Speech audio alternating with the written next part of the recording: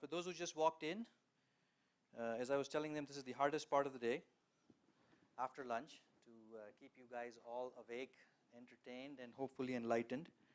And so ask as many questions as you can. This is really more about you walking away with some actionable tips as opposed to us rehearsing whether we know this material or not. Right? So really I ask as much questions as you can. There is no such thing as a bad question or a silly question. I've learned one thing about having speaking a lot in India in the last 4 years. How many of you are here with your boss or your supervisor or somebody also up in the chain also in the room? Nobody, right? So everybody's free to ask any question you really want to ask. Don't worry about who's judging you, because nobody is. And so sometimes the best interactions are those where it kind of happens very naively, right? So keep that flowing. That's a little bit about myself. I think I'll skip that. The important thing that I want to highlight, how many of you are from engineering here? Or who have a background from engineering in the past? Okay, good. So more than 65% looks like. I'm one of them, so I'm a hardcore techie at heart. My master's, my bachelor's, everything is in computer science. The PhD that I started at Purdue was also in computer science, and I became an accidental product guy. Another story for another day. But I was always intrigued with this pricing mechanism for every company that I ever worked with. And I never understood when I was an engineer, why do we have to come up with this exact number that somebody comes up with? And I always thought this was like a flip of a coin. You know, the marketing guys go to Vegas, and everybody loves to go to Vegas for all these customer advisory meetings. Have you heard of these things? Always Vegas, right? And then so they come back with a number, and that becomes the price. Turns out that there's a lot more to it. I've had the fortune to work with a lot of mentors who've shown, and I've accessed some of those strategies, which I'm hopefully going to share and have a dialogue to see what works for you guys, what is in place for what you guys are doing. Yeah. So this is a hands-on workshop. There's going to be a few exercises as well. So keep your calculator and certainly keep your brains and minds active. Okay. So we're taking orders now in terms of what would you like to. Okay, that's a little bit about the institute. We're a business school focused on products. We have campuses now two in Bangalore, one in San Francisco, one in Rutgers. And so enough about the institute. Now let's get back to the topic, right? So what would you like to go through in the next hour and a half? Yes, actually we had one here. Can we get some mics? Okay, super. And then we can get the second mic to him since he raised the. We are a company, basically cloud-based service provider, and it's an ERP. The challenge is that when you priced your product too low, people don't take it seriously. Correct. And when you price it high, I will not say too high, but just high, people don't see value even before using it, even before having a demo of it. People don't see values. And the number of questions that you ask goes up exponentially. Yes. Because why is it high and justify to us? And, yeah. Okay, good. Very normal problem most companies will face if you haven't already. Okay, so we're a company who's we've gotten all our revenue through services all these years. So with services, whether it's time, material, or fixed price, it's simple: billing rate times seniority, yes. All of that. Correct. Now we are trying to productize what we've been delivering as services. We are trying to productize. Okay. Trying to figure out how to price that.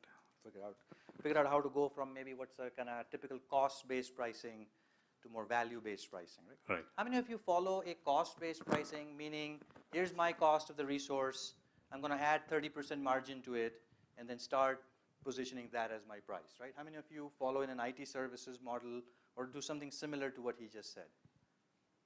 Okay, few of you, yeah?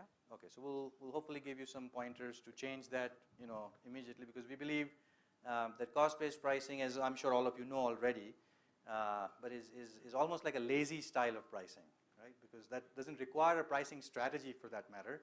You just look at the cost, add X%, whatever the management goals are, and that becomes the price. A 7th grader can also do that. You don't need high-brained product managers or product leaders to do this, right? So certainly not a good idea, except for a few places. Most times it's not a good idea. Yes, yes.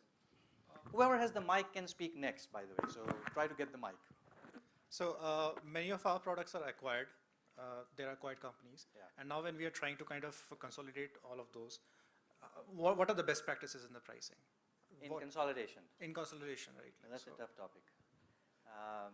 Okay, well hopefully we'll show you a few things, and if that's not enough at the end, bring this question again as to how do you do kind of what we call portfolio pricing, because another very advanced topic where you don't price something individually, but you always price it as a package, and in the package nobody really knows the real price of an item.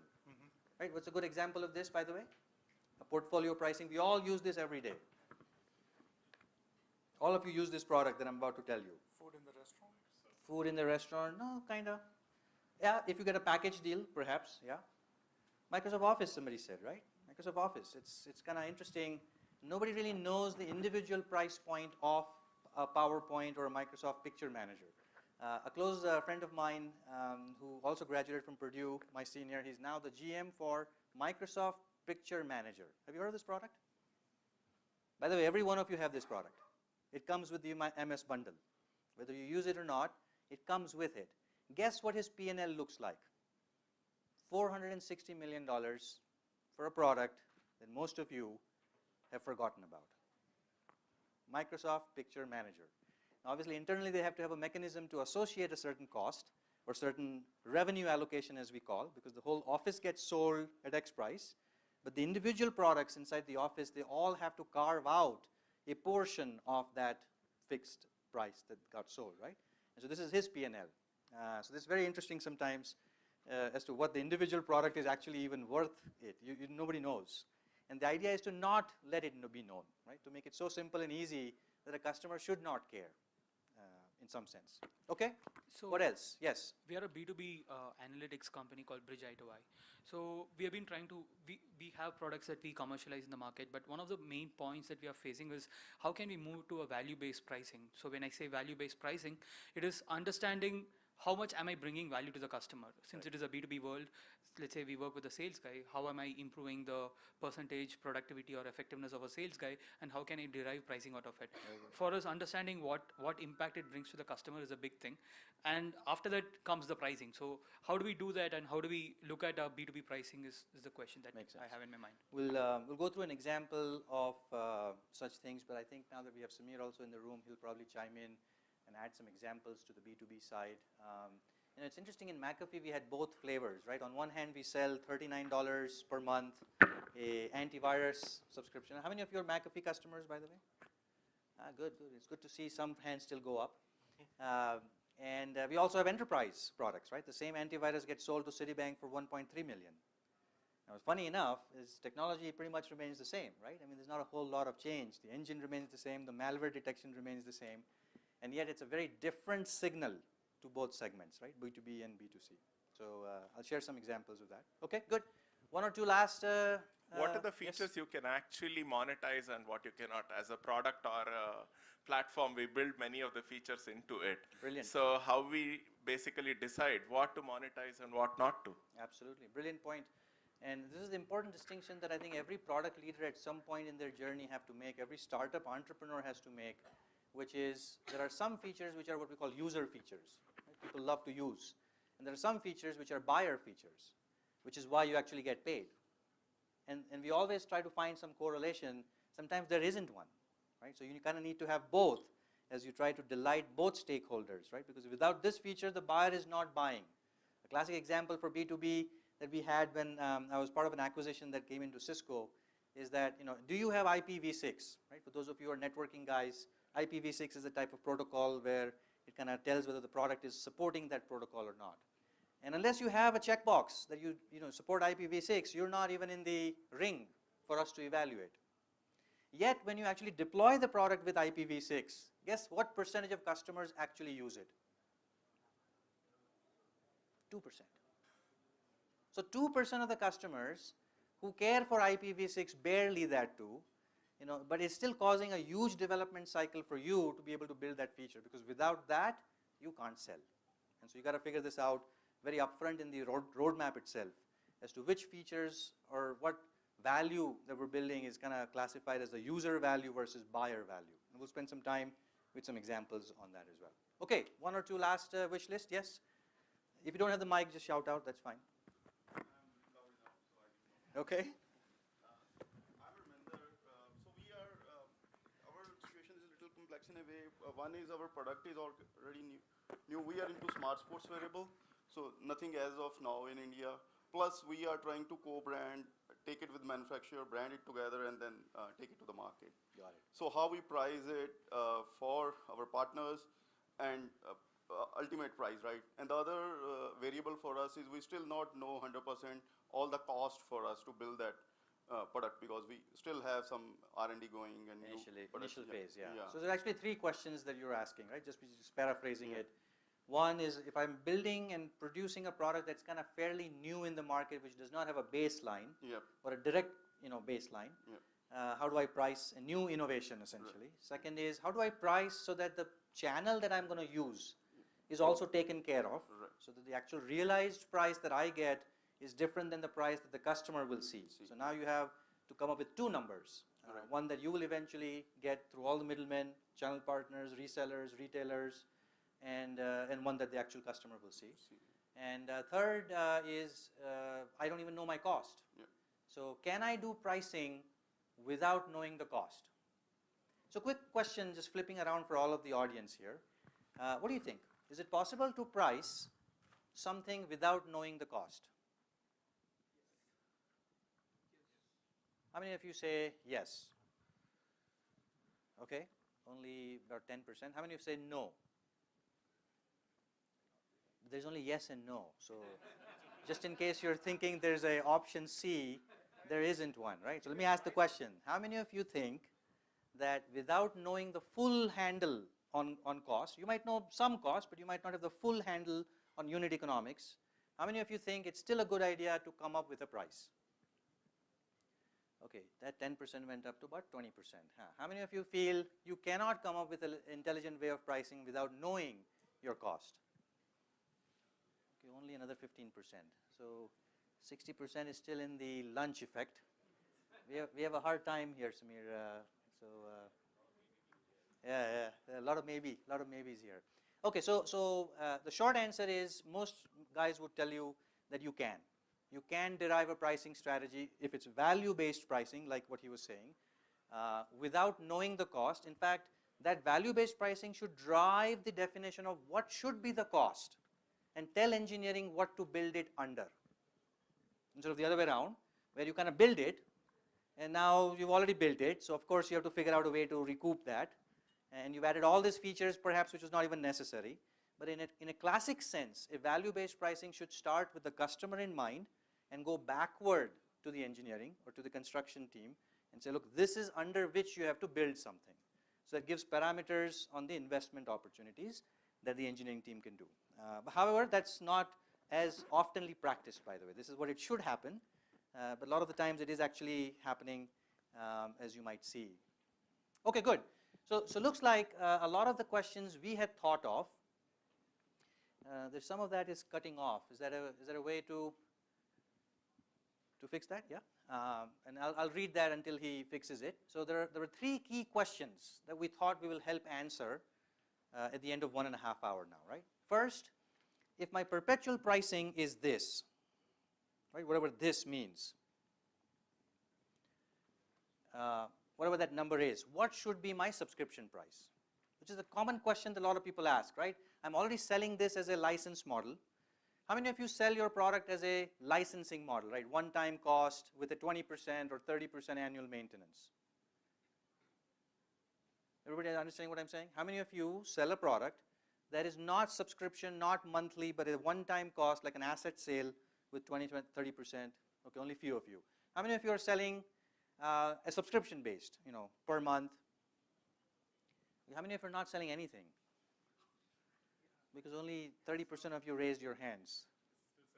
Still selling services. Okay, fair enough. You're selling services which is cost-based. Custom pricing. This is what we call custom pricing.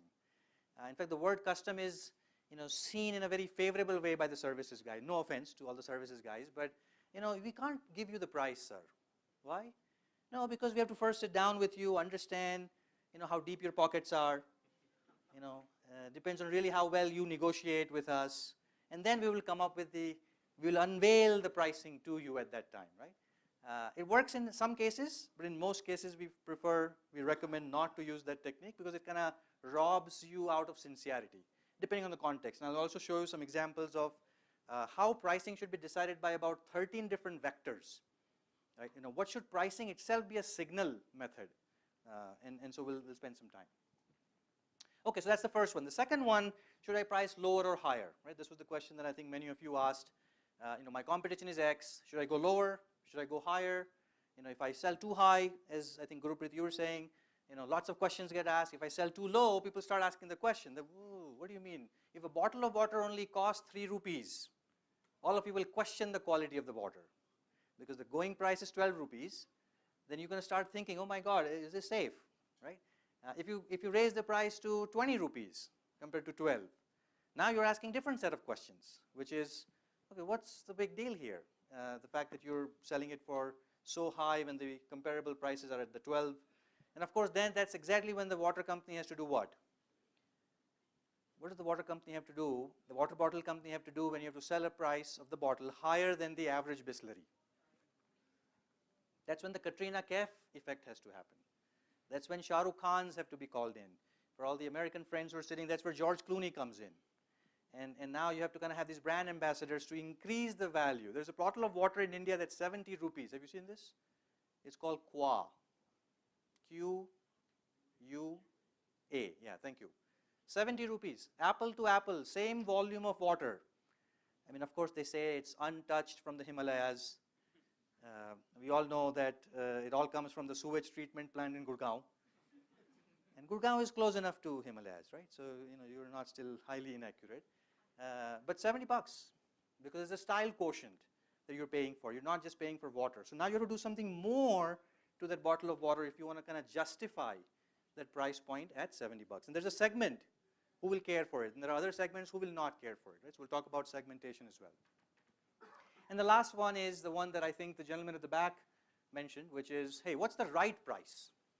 If there is nothing available in the market, how do I come up with that first right price? What do I, other than flipping a coin, how do I really put some logic into it to come up with that price, right? So 3 fundamental questions we're going to try and help you answer, hopefully as we go through a lot of material that we'll breeze through. Make sense? Everybody on board? Yep. Let me hear that. Everybody on board? Yes. Okay, good. He's saying no, but that's fine. As long as you say something, I know that you're alive. Okay, so that's the agenda. Let's start with the encyclopedia, which is all messed up here. I don't know what's going on. Did we reduce the resolution or? That's okay. If it's cutting, that's fine. Just go back to the original resolution. I'll verbalize whatever is cutting out. Let me kind of play this out in interest of time.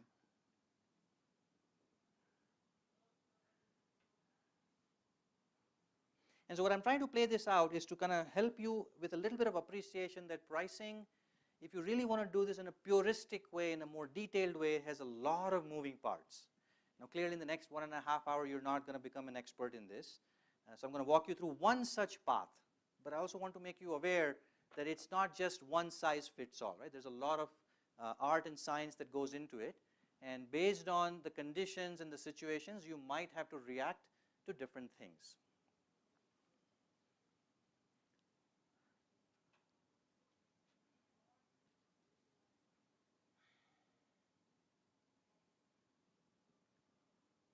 Just go next. Yeah, one more.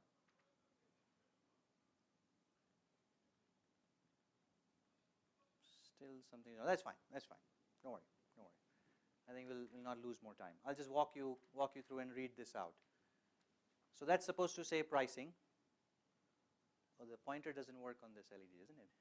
So that's supposed to say pricing. And there are multiple drivers on pricing. So what does a multiple driver mean? I might price to increase profitability. I might price to increase revenue, which is different than how I would price for profitability. Everybody making sense? Common sense? If I have to price for profitability, which means that I really need to keep it at a certain level where I make money. Whereas if I have to price for market share, I may not make money or not make enough money, but I want everybody to start using my product because I want to get market share. I want to have highest amount of downloads and footprint for my product so that later I may be able to monetize it. Later maybe I'll be able to do a cross-sell, upsell, right? A third driver could be revenue, the sales side. And the last one is the signal. Sometimes you price only to signal something, right? So what Bentley does in India is a fascinating thing. They only make 20 cars. Does anybody own a Bentley here? Yeah, it's kind of very hard to own a Bentley, right? They only make 20 cars in India, each at about 2.5 crores. I don't know if you know the story. The funny story about Bentley is that they were into PR 2 years ago when they launched this, because apparently Ambani could not get a Bentley. And some guy in Hyderabad who was a Mirchi trader, he booked the Bentley in the first 18 minutes of announcement, right? Because there's only 20 cars to be given. And so now he went on, camera and said, I have something. Thank you. I have something that even Ambanis don't have. And so that's the brag value of what they really wanted, and that actually happened, right? They only make 20. Now you don't think they can make more than 20 cars? They certainly can. But the signal is very clear. You can't just own a Bentley. The pricing is determining the signal of what you're trying to give to the market, right? And there could be a low signal as well. If it's priced low, you're telling the world this is not an expensive rip-off. This is a good value for money price. And so the price itself is a signal to your brand. Types of pricing, I think we talked about it. Cost, straightforward. Competition, competition-based pricing is also straightforward. Whatever is the competition doing, plus minus 2%, 5%, let's go to the market. Let's not wreck our head on it. If the competition is selling at X, we just want to go and charge accordingly. Value-based pricing, which is the harder one to do, which we're going to try and crack here in the next 45 minutes with an exercise, is the types. And then you have stages of pricing. Stages of pricing, again, this reads as penetration, skimming, which means the life cycle that you're in. When an iPhone X comes out, when iPhone 7 came out, when Samsung 8 came out, is it Samsung on 8 or 7? 8. When Samsung 8 came out, what happens? Is the price high or low? Extremely high. And then 4 months later, what happens? It's kind of slow, going down. And then 8 months, 12 months later, what happens? Further low. 2 years later, nobody wants to touch that phone, right? So what's happening? You're pricing the product. By the way, the phone perfectly works fine.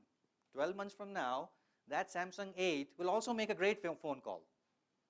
So it's not like the value has gone down, but the penetration, the skimming pricing, the vendor has chosen to create a skimming pricing. So skimming literally means in the Hindi, in the Indian context, I'm trying to internalize this to the Indian context since we're speaking here, is to get the malai out of the milk upfront. So you're skimming. Maximum amount of profits are getting skimmed out of the market upfront, right? And that's what's the electronics pricing model. Doesn't work in software, by the way, right? Doesn't work. Don't try to do this in some of your enterprise software upfront, unless there's a very cool thing and you can create a factor that you have to be the first one to use it. If there's a bragging right that you're the first one to use it, you're the first 100 people to use it, then this makes sense for software as well.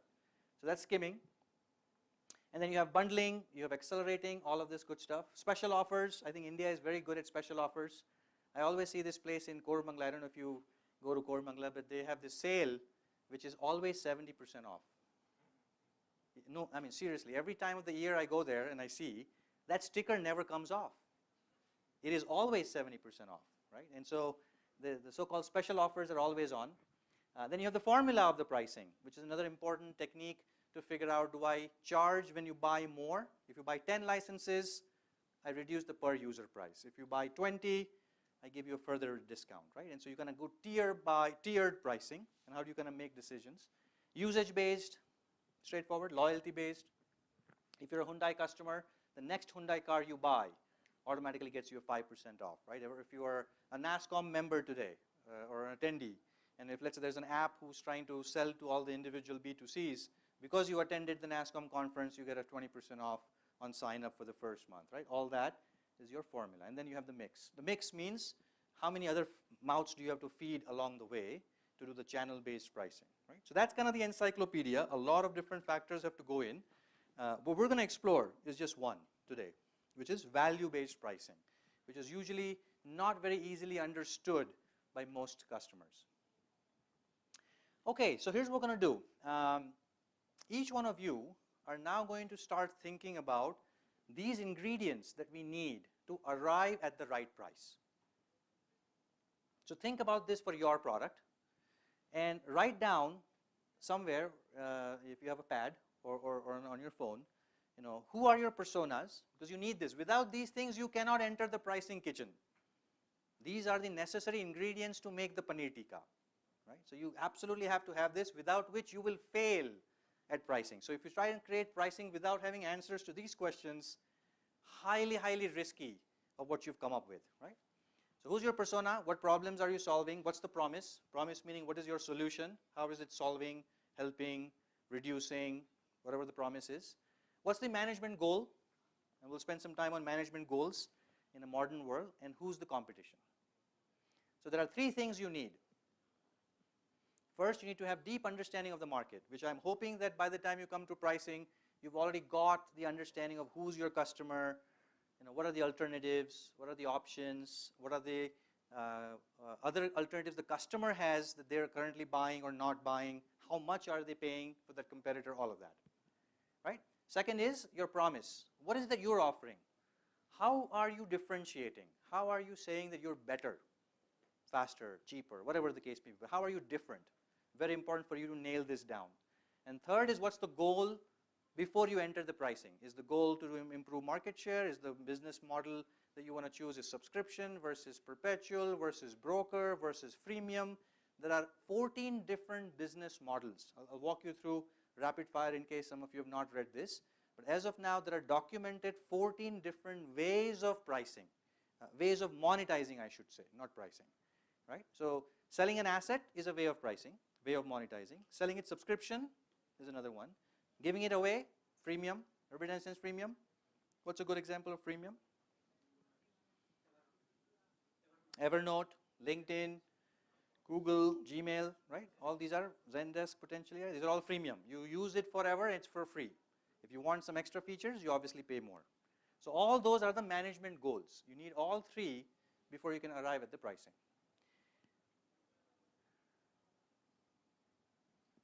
Questions so far? Make sense? Straightforward? Okay, well let's find out then. So let's do this.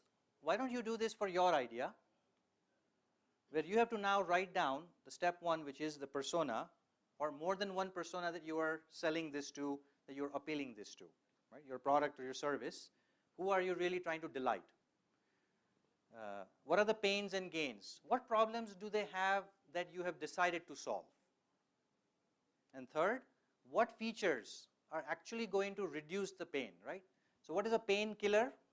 By the way, this term comes from Alex Osterwalder's Lean Startup, for those who follow Lean Startup. A good book to read is called Value Proposition Design by Alex Osterwalder. I'll give you a long list of books if you're interested at the end, which are great reference books, which will go in a lot more detail here, right? But the point is, how do I kill pain for the customer, right? There has to be a pain killer. Otherwise, what's the point of having your product or service if it's not killing any pain? So what that pain killer that you believe you've developed.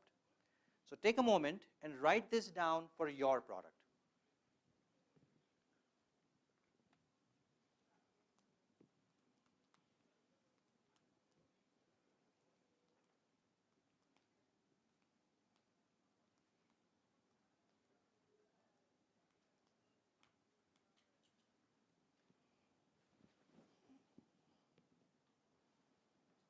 That you're struggling with this, that's a good sign that you're not ready for pricing. Aspirationally you might be, intentionally you might be, but realistically you're not, because if this is not clear, that means you don't have the product definition done correctly, which means you might as well spend time building that first before you worry too much about pricing. Okay, anybody wants to read out the painkillers that you have for your product? Yes. So we have three personas: content creator, the marketing content creator, a digital marketer, and the campaign manager. So pick one. So let's pick the digital marketer. Now the problem for the digital marketer is there is a very different product which is used to create and manage content. It has to be consistent for all the different channels. There has to be measurement and attribution across end-to-end flow of the market. It's very difficult for the digital marketer to get that kind of thing, because you have different products for content creation, different products for campaign management, and then delivery. So what's the problem with different ways of doing it? No end-to-end view of which content gives me the highest ROI, and what the attribution looks like. Which content do I attribute to finally when there's a conversion which happens, for example. Got it. So that is a problem. So, and it takes a long time for you to manually reconcile all this. Exactly. If you have a system that kind of gives you a view, it reduces your time by 60%, let's say. So you have to quantify some of these pains so that we know how hard and deep these pains are, right? Otherwise, nice to have pains people don't pay for, right? Okay, good. Anybody else? I can take a stab. So the end user is sales rep. So his problem is two things. One, his ability to prioritize opportunities. For example, I have an opportunity that is scheduled for March 28th. At the same time, I have to meet both these customers. Now, which customer should I meet on this particular day at this particular point in time? And why is that a problem? Because if I meet the wrong guy, I might lose the deal. Correct. I think if I meet the right guy at the right point in time, I might win the deal. And what is the average value of your deal in your system? It could be close to anywhere between greater than $100,000 to $1 million. Correct. So everybody following what he's saying? So the probability of loss of a 100K deal is the pain that he has identified. It's a probability. We don't know whether this deal is going to be lost or not, but there's a chance unless his system kicks in and somehow magically uses AI. I'm assuming it's using AI. You have to, right? Otherwise, you are not fundable these days. Yeah. So you have to use the word AI and all of that. So using all that, you can prioritize it better, right? So that's your painkiller. And you have to quantify these things, right? Make sense? Everybody okay with this? Now, those who didn't participate, let me give you an opportunity to participate. Assuming that this was a venture that one of our students was creating in the last semester in the incubator called chotatummy.com. So chotatummy.com is like Fresh Menu, a food delivery service for kids. Right? So imagine a system where, how many of you have children here? Okay, enough people, right? So you all understand. Those who don't, you probably can relate to this as well. The kid wakes up, the parents wake up early in the morning, pack the dabba, assuming your school doesn't have a cafeteria, right? This is one of those segments where there is no cafeteria at the schools. Instead of that, the kid wakes up, looks at today's menu, which changes every day, uses a kids-friendly menu with jungle fries, smiley dosa, all the good stuff that kids love to order. He clicks, and now at 12:30, whenever the school break opens for the lunch, directly gets delivered by this company to the student or the child where they are working, where they're studying at the school. Make sense? Straightforward. I'm simplifying their business model, but that's kind of the business here. In this business, put yourself as a stakeholder. By the way, who are the personas that you have to delight in this business? Take a guess. Parents. So specifically you have to say mom, because mom's problems are very different than dad's problems early morning. Would you guys agree? Right? Some of you are like shyingly saying yes. But really, I mean, your problems are different. I'll give you an example very quickly. So there's a mom, there's a dad, and there's a school. School also has a problem. What is the problem with the school? Security. What else? Quality of food. Even bigger problem they found. Administrative, the fact that I have to invest in a cafeteria in my school. Because if I don't have a cafeteria, then some of the parents might see my school as a less competitive school because my child will not have food and I have to pack it. But if I'm Chota Tummy certified school, assuming that there is a system like that, where there is no need for me to put a cafeteria, 18 lakhs of savings per year, instead of hiring chefs and managing all the kitchen and the food license, I focus on teaching, which is what a school should be doing. And Chota Tummy certification or the partnership with Chota Tummy allows me to save 18 lakhs per year. So that's a third stakeholder, which is the school. Now tell me what you think are the pains for this mom and for the dad. Mom, quality of the food. Timeliness. What do you mean timeliness? Mom is waking up.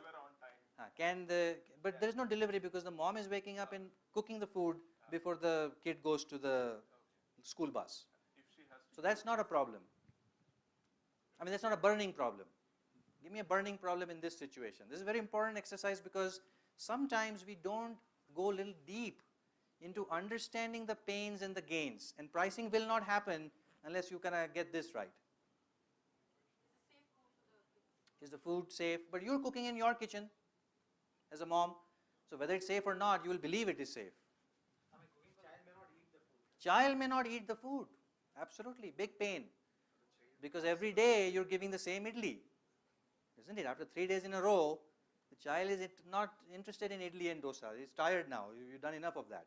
So that's a real problem. The same problem for mom and dad. Like mom has to cook something for kid and something else for. Multiple cuisine gets cooked, and now that's a lot of loss of time. That time could have been doing, we could have done yoga in that time. Lots of options for the mom early morning. The stress that gets created in the morning, right? You have to kind of mitigate that stress with some other therapy session. All this is pain, isn't it? What else for the dad? You could. Exactly. You can't make the same thing for the dinner because you can't repeat, right? So the menu has to change. Okay, so good. So these are some of the things that you will see. And I don't know why, but read mom here. These are mom issues. And these are dad issues. And if you can see, they might be slightly different from each other. And you have to quantify this. Dad has to pay 10% extra to the maid every early morning, isn't it? Because early morning the maid has to show up to cook. So the point is, you need to figure out what is the pain, and hence the pain killer that you have created, because that's exactly what we will use in the pricing discussion 10 minutes from now. When you put the formula, this is what will go inside the formula. Make sense? Anybody? Look at this one. This was a real insight that they came up with. For the dad. This is dad's perception, by the way. All the moms don't throw stuff at me. This is not what I'm saying. This is what that student came up with their research in 400 parents that they interviewed.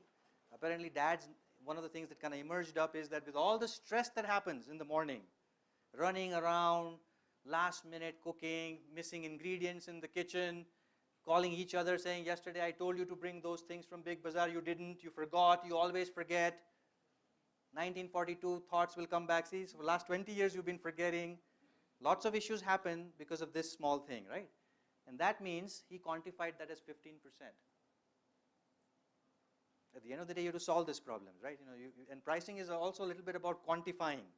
A lot of you think that, okay, well, it's very hard to quantify emotions. How many of you believe that it's hard to quantify emotions? Few of you. So let me break your bubble, and let me give you this wonderful product that we all have been using called the Archie's card. Happy Valentine's Day card. That 60 rupee card we all know takes about 80 paisa to print. That teddy bear that you give to your loved one, we all know, comes from China for about less than 32 rupees. Yet we pay 460 rupees. Why? Because we're trying to quantify love for that loved one. We're trying to express something, right? So you have to quantify all emotions, otherwise you can't come up with pricing. So this is very important. In B2B it's easier, but you still have emotions in B2B, as I'll walk you through. Okay, good. So I think everybody has this. So now that you've done this for all of your product, you've got the persona, you've got the problems, you've got the painkillers, you've got any gain creators. What is the difference between a painkiller and a gain creator?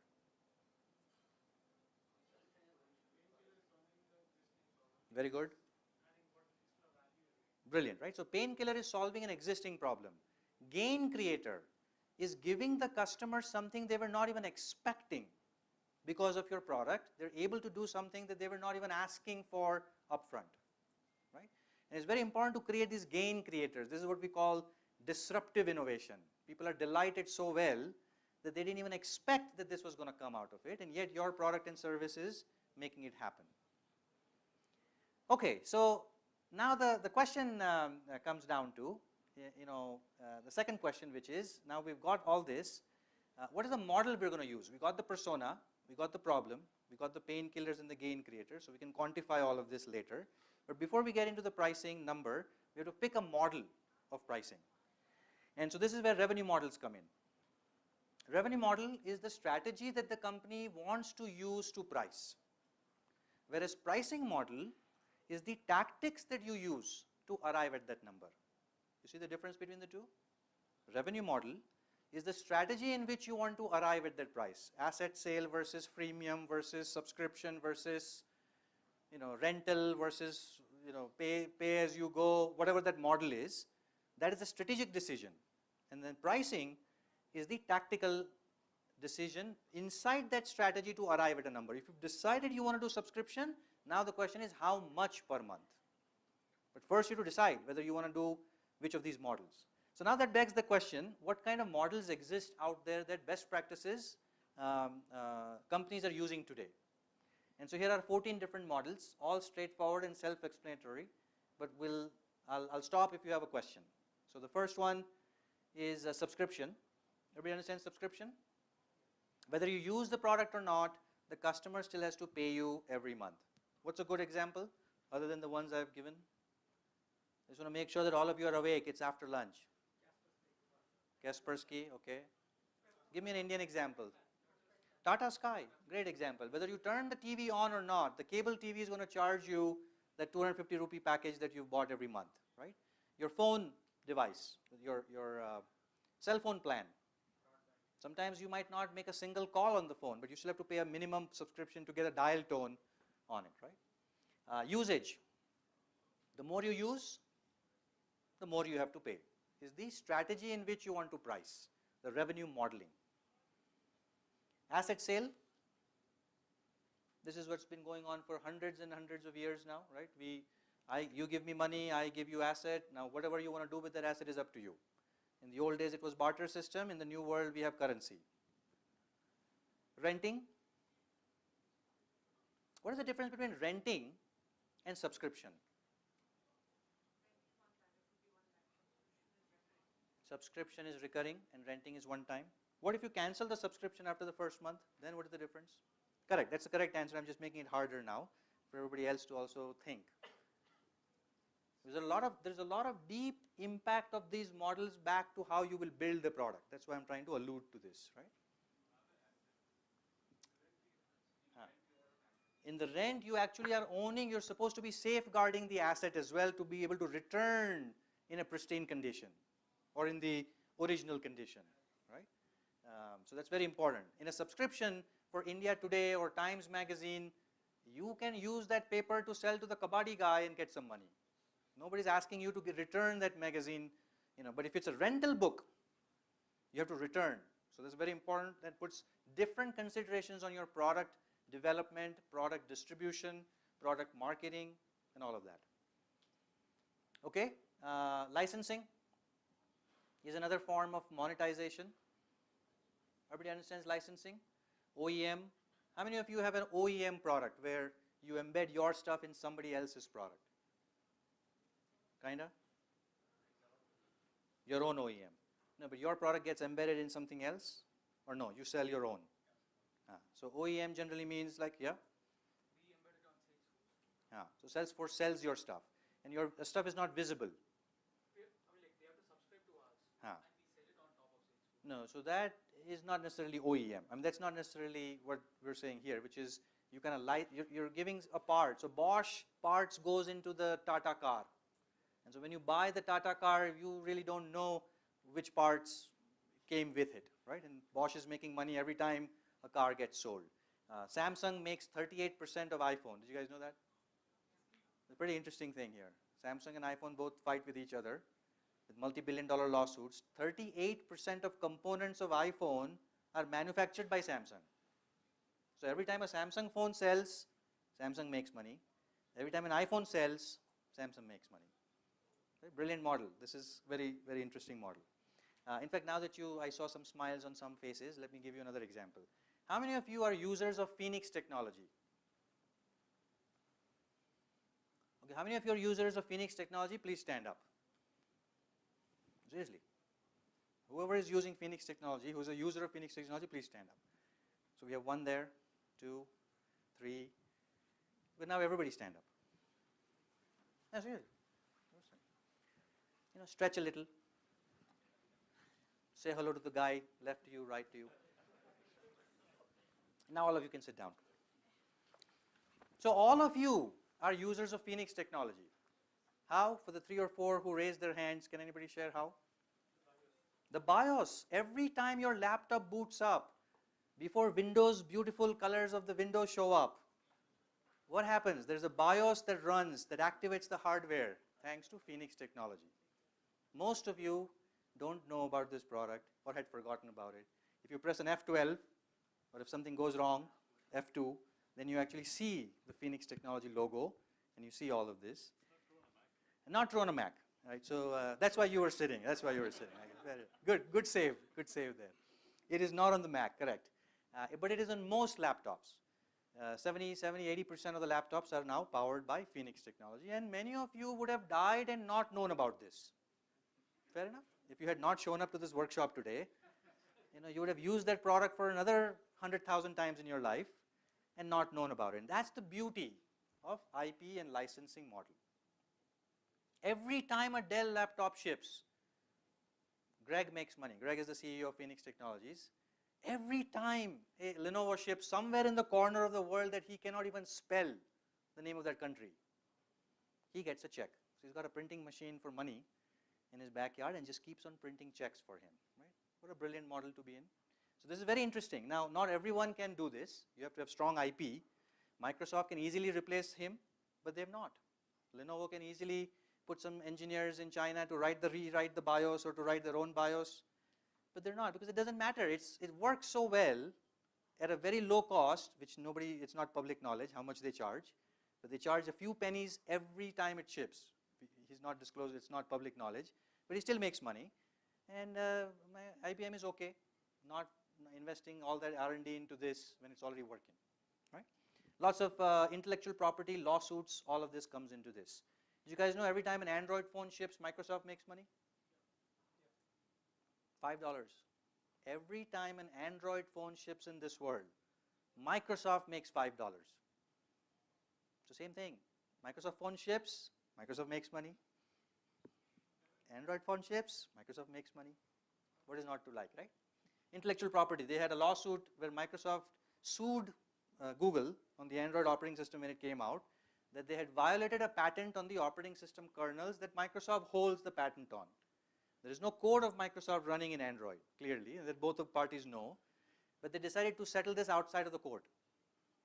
So hence, Microsoft agreed and Google agreed that every time an Android phone ships anywhere in this world, Google, or the manufacturer of the headset, in this case Samsung, will pay $5 to Microsoft. So do a quick Google search, you'll find the entire interesting story behind this, right? Fascinating stuff. So that's another business model. That's a monetization model, isn't it? A lot of people use IP, patents, so that hopefully someday that you can actually monetize that patent. Even if your product is not doing well, patent will. Advertising, straightforward. Broker model. Everybody says this is the most popular model happening right now in monetization world, right? You sit in the middle and you connect the customer, you connect the user and the buyer, and you make this stuff happen, right? So you own the customer, but you own the trust between the customer and the vendor. All of you can easily go to Air India and book the same ticket, yet you book it on ClearTrip and pay, by the way, 350 rupees extra for the convenience fee, right? Why? Why do you do that, by the way? The same ticket is available at the same price, assuming in many cases it is the same price. Why would you still buy this at ClearTrip? Convenience? Cashback sometimes, assuming there's no cashback, and the same price comes to Air India versus this. In fact, you pay more here. Trust on Air India Payment Gateway. You don't know whether this will go through or not. You don't have the time to endlessly wait for that 1942 page, showing up on that website. What if you want to change the ticket after the fact? Perhaps the support at ClearTrip is much faster, better than dealing with Air India. For all those reasons, which are unsolved problems in the market, ClearTrip has decided to go for a broker model. So I aggregate, I bring both of them together and I will make money. I don't have an inventory of flights. I don't own airlines. I don't own anything. Airbnb, same thing. Uber, very popular in India. Ola, Oyo Rooms, same thing, right? Freemium, I think we all understand freemium. This was a relatively new addition in the English dictionary, right? In 2004, I think this word got added to English dictionary. A free customer at some point will become a premium customer, which means paying. The journey of free to premium is freemium. So new word got created around pricing and monetization. Look at the impact of monetization topic that we're covering. It's actually added words to the English dictionary. This is interesting times that we live in. Affiliate revenue. Everybody understands affiliate? You click on a link, and through that link, if you buy something on Amazon, the link that you clicked, he gets 5% of your purchase. Does anybody use an affiliate here? No, ads are different. We are talking about simple affiliate systems. So I'll give you an affiliate company, and all standard disclaimer, this is one of our students who's now building this company. So I'm shamelessly putting a plug for him. It's called shoppinggenius.in. So take a look at this company. Every time you buy anything from Amazon, the same product at the same price that you're going to buy at Amazon, Flipkart, Domino's Pizza, whatever, you simply go to their homepage first and click there to go to Amazon. That's all you have to do. And then whatever you buy from Amazon, they will track because the cookie is set. And now they will reverse track and say, okay, he just bought 33,000 rupee, refrigerator from Amazon. Amazon gives me, Shopping Genius, 7% of his money that he has spent. Why? Because I brought the customer to Amazon. That's why Amazon is paying me. And I am giving portion of that 7% back to him. Good point. So they figured out another model as well. Talk to them. Right? They figured out a way to not call it an affiliate, but call it a feedback mechanism. So he has to give a feedback how the refrigerator was, and I'm paying you that 5% for his feedback, which in reality I'm only paying because he bought. Right? So there are ways to mitigate. Apparently that's what they're doing. So that's affiliate. Razor blade. Your product is a captive, which means once that Gillette handle goes into the house, what else can you do with that handle? I mean, if you have to shave, what else do you? You have to buy a Gillette blade, which means you are captive now, right? Your product is built in a way where the monetization happens not on the handle, it happens on the blade. You guys have one of those? The captive model? Yeah, exactly. So, in fact, it's funny, he reminded me, there's a store called Fry's Electronics. Has anybody gone to Fry's Electronics in Santa Clara? Yeah, some of you? So next time you go to US, you got to visit this place. This is a fascinating place. All kinds of electronics under one roof, right? All the gadgets for the geeks. So one fine day I saw, this was a couple of years ago, you buy a chewing gum and you get a printer for free. For those of you who are still waking up after lunch, let me repeat. You buy a chewing gum and you get a Canon printer for free. And so I actually, being the product manager that I am, I say, I gotta try this. I don't need a printer, but I gotta try this. So I buy the chewing gum and there you go. As the promise suggests, I get a printer. What is happening? What do you think is happening here? That $40 printer, HP is only making about $12 margin on it because it costs to make this printer. Instead of making a profit of $12 on you by selling you this printer and creating this friction that you have to actually buy, so just take it away. Take the printer, because once that monster goes to your house, what do you have to do? You have to feed the monster. And how do you feed the monster? Buy the cartridges, $39.99. Each cartridge is $40. You'll probably be paying over the life of that printer at least 20 cartridges, and HP or Canon has made enough money now on the cartridge itself that they don't care about making money on the. So the model is important. It's not about just the pricing, right? You have to figure out what model is going to make sense for your product idea. The pricing is the tactics of arriving at the number, which we will also talk about or show you in a second. Same example, I think, as you mentioned, right? Coffee machines. You have this Nespresso thing where the sachet can only be bought from that company, from the machine where you bought the thing. Open source. Now this is very interesting. A lot of companies have made a lot of money on products that they didn't even build. Completely open source. So Linux is open source. Red Hat is a $1 billion company created in supporting open source. Everyone knows Red Hat? Very interesting business model. Right? So if you're a financial company running on Linux, you can't just post a query on open forums and wait for some volunteer in Sweden to return your call. You need help now because your server is down, let's say, in a mission critical system. Welcome to Red Hat. The business model is very clearly focused on not building a product but the support and services around in open source technology. Selling data, I think we all understand this. In fact, too much of this might be happening in today's world. The world that we live in, your data is being brokered for about $3 to $4 typically.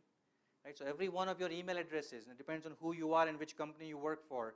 Anybody works at MNC here, multinational? Only a few?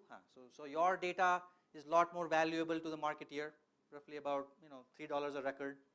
Whereas the startup guy, all the startup guys, raise your hand. Yeah, you don't have to worry.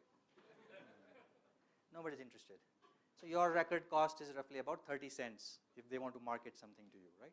And so who you are, and based on that, your data value of who your email addresses, phone numbers, all of that. And there are companies who do this for a living, by the way, right? So selling data.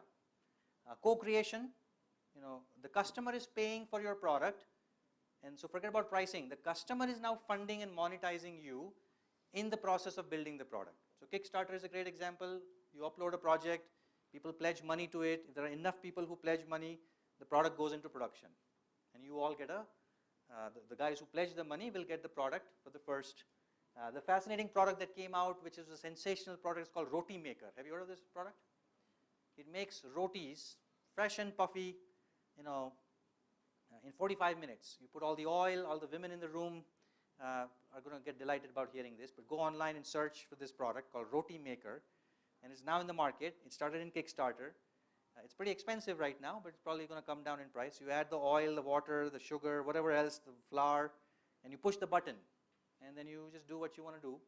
And when you're ready, you push the button again, and now fresh roti comes out of the tray, one at a time. Depends on how many rotis you decided to put the flour in. More than the ladies in the room, I think the guys are all happy and smiling, right? Because you can take the chore from them now. Per module, per feature, standard monetization model. I'm going to sell you the router at X, but every feature you want on this router, you have to turn this on. Enterprise B2B guys do this all the time. You need an extra feature, you pay me extra, the license key will be shipped to you, you add the license key, and now that feature starts activated in your product. So 14 different business models is the point here, right? Just to kind of give you a summary. Remember, we're still talking about three things. Understanding the persona, which is the first part that we finished talking. Second is the promise that you're making, which is what is your killer value proposition, pain killer and gain creator. And the third is the monetization and business management goal that you have. Three things you need before you start the world of pricing. Because once you enter with this, pricing is a 2-hour job. Seriously, it's not that difficult to come up with pricing. It's this part that usually takes some time. So here's an exercise to just keep you guys awake, and maybe we should do one exercise. Let's say all of you are the newly minted product managers of this new venture called pharmastore.in. And this is selling pharmaceuticals online. Is anybody working on a startup on pharma, medical in this room? No. So this is pharmaceuticals online, pharmastore.in, just like Flipkart, and we're selling medicines online, except with a very interesting twist. Every member who joins this portal as a customer gets 13,000 rupees worth of free medicines. After lunch, some of you are still not, dosing. Let me repeat. Free medicines, not discounted, not 30% off like Myntra or Flipkart or ShopClues or your favorite e-commerce. Completely free, up to 13,000 rupees. Every member in India who has an Aadhaar card, link it in, add all this information that I'm asking you to enter in my portal, and now you can order 13,000 rupees worth of medicine for free. Sounds like a good idea?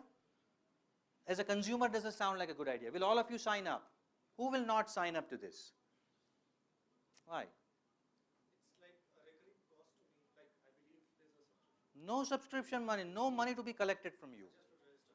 You simply register with a bunch of details that I will ask you to register, and that's it. You order your Jandu balm, you order your Dabur Chyawanprash, you order, I don't know, your paracetamol and headache medicine, which you'll need one after this workshop. 13,000 is what is free. There is no limit on what you can order. We hope that you order more than that. Yes. Yeah, fine. What are the data that so there is no time frame involved? That within this time frame I have to order 30,000? So now all assumptions that you are making now, I want you to make for the next 2 minutes. and tell me that a highly disruptive idea like this, by the way, nobody's doing this, so this is a $1 billion idea I'm sharing with you. Welcome to NASSCOM Product Conclave, right? So this is truly a $1 billion idea, nobody's doing it, and we'll all giggle 2 years later when the Economic Times headlines will say exactly this. I don't want to say anything right now. So now your job is to figure out the monetization model that you will deploy from all the 14 that we've used, and combination thereof. You can combine these models. By the way, these models are not in atomic format, right? Subscription to a television is also both subscription per month, and then you have a pay per use. When you want to order a showcase movie, you pay another 50 rupees. So they've combined two business models in the same product. Possible. I'm giving you 2 minutes to figure out how you will turn this $1 billion idea and still make a truckload of money, even with 13,000 rupees of free medicine. Is everybody understanding the problem here? So take 2 minutes. Dig deep in your heart, because this is very important for you to understand whether you've contextualized the business model in your head or not. Right? So this exercise should force you to go a little deeper. How will you make a truckload of money even after giving 13,000 of free medicine is what the exercise is in front of you.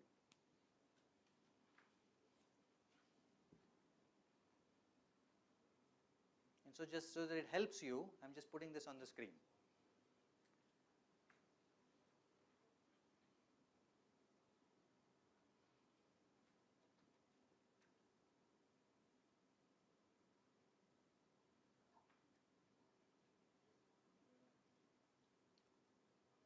You have some ideas? Hang on, let's give it 1 more minute for others to compile their thoughts.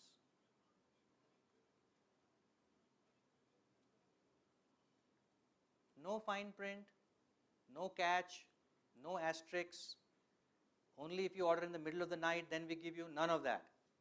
Anybody who's a citizen of India can go on the portal, become a member, and now you make other assumptions, whatever other assumptions you want to make other than what we've given you.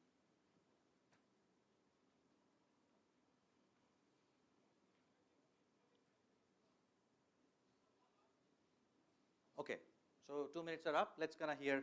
We'll go to Hardik first. Go.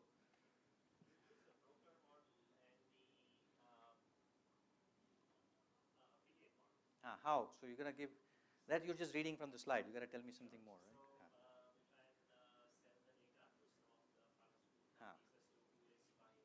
Correct.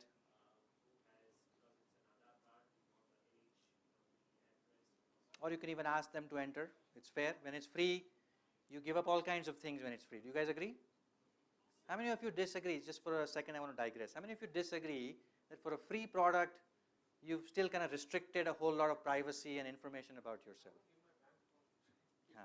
Well, that's about time for that as well now, with all the UPI and Beam, and you better believe, right? So Dropbox, anybody who's ever used Dropbox, I don't want to break your bubble tonight, but everything that you ever uploaded, even if you've deleted it after that, is still in the servers, and the Dropbox policy is very clear. They can sell, use, display any of that data because it's a free account, and you've given that rights in that 9-page agreement that you say yes to. Very conveniently go to the bottom and say check, yes. So anybody from SAP here? So we can say whatever we want to say, right? So short answer is yes. I'll tell you how offline. So how? What kind of data will you sell to pharmaceuticals and why? Why will they be paying for this?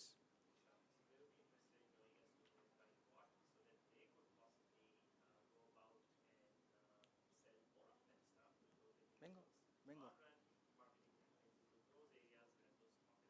Absolutely. Very important, right? What he's saying is brilliant from a pain. So always think from painkiller. What is the pain that the pharma companies have? Underproduction and overproduction. You produce too much paracetamol, and then it gets wasted. It's perishable goods.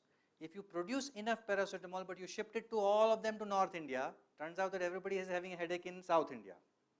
Now, it's not very easy to bring all those medicine back in time, isn't it? So all that underproduction, overproduction is crores of rupees are getting wasted today from a pain perspective, and you simply can get a cut out of that savings. Very good. Sure. I can use that data to also do some kind of promotion model for my pharma stores and pharma distributors in those areas, so Bingo. that I can do a better market segmentation and penetration. Marketing, very good, brilliant. Okay, one more, yeah? Advertising on the platform, clearly. Two testing labs. Suppose a person is taking medicine. Yeah. That means he is diagnosed with certain things. Yeah. Or might have Experimental medicines. So essentially make all these people guinea pigs, right? To say, okay, here's an experimental drug, which normally you will not buy, but you know, it's free. And it's only available on pharmastore.in. And the pharma company is paying you. Pedigree, what they have started last month, I buy this feed for my dog. So what they have done is they have given 2 kg packs additionally free for feeding your data into the mobile. So that shopkeeper is actually filling that data. Very good. And he has around 1,000 customers. He had filled that particular app, and all the data is with now Pedigree. Correct. So Pedigree might now directly contact me because I need Kinds. each month. Exactly. So they will do. So you got the idea. So this is just one such model, selling data. As long as there is a pain in the system with one of the stakeholders, in this case the pharma company, in this case the marketeer, you are solving the problem for them, even though you're giving it for free to the end customer, right? So again, when pricing has to be thought in a multi-dimension model, you can't always think about what can I charge this user. You can, but it's a very narrow way of thinking it. So if you have the strategy of thinking a little broad, then naturally you might be able to do interesting things from a pricing perspective to the end user. 7 is also relevant, yeah, very true. So look at some of the ideas that people have said, right? Marketing, predictive analysis on health. This was actually an experiment that they ran. So one of the groups in the team, they actually ran this experiment where they said, if I can create a report on each one of you, assuming all of your members, and you've been buying this for, let's say, a year, I have enough data, which medicine is being bought by whom and what time of the season and when. I also know you all work at IT, some of your startups versus MNCs, I know all that. If I can give you a personalized report that you, age 42, living, working in Bangalore, with all this commute and the stress and the working in the MNC, which MNC? Yeah, so without naming his MNC. Works there, high stress, age 42, you have 72% chance of developing blood pressure in 6 months from now. If I can predictively, using predictive modeling can come back and do something like this, will you buy that report at $9.99? Was the hypothesis that they ran. Does that make sense? If I give you a personalized report to each one of you, $9.99, which gives you prescriptive guidance on what to do and mitigates all kinds of issues that you may have based on the symptoms that we've already collected. How many of you will buy, by the way, a $9 report? Many of you will buy, right? Turns out that in their cases, about 48% of them says, yes, I will buy because I pay more to Bejan Daruwala to tell me my horoscope next week, which is completely unscientific. Here, this is based on predictive modeling using my data and using the data of people around me. Assuming everybody is also buying medicines from this, I now have collective information on all MNC people in Bangalore, right? Because it's free, hopefully I have enough data points. So that's that, and so on and so forth. Okay, so now take a moment and just reflect back on which of these 3 models, out of these, which of the 3, pick 3 that you would want to use in your product that you will start thinking about starting tomorrow. So take a minute to reflect and say, which of these makes sense for me? Because your products are different, each one of you has a different idea. So contextualize some of this in your own startup, in your own product.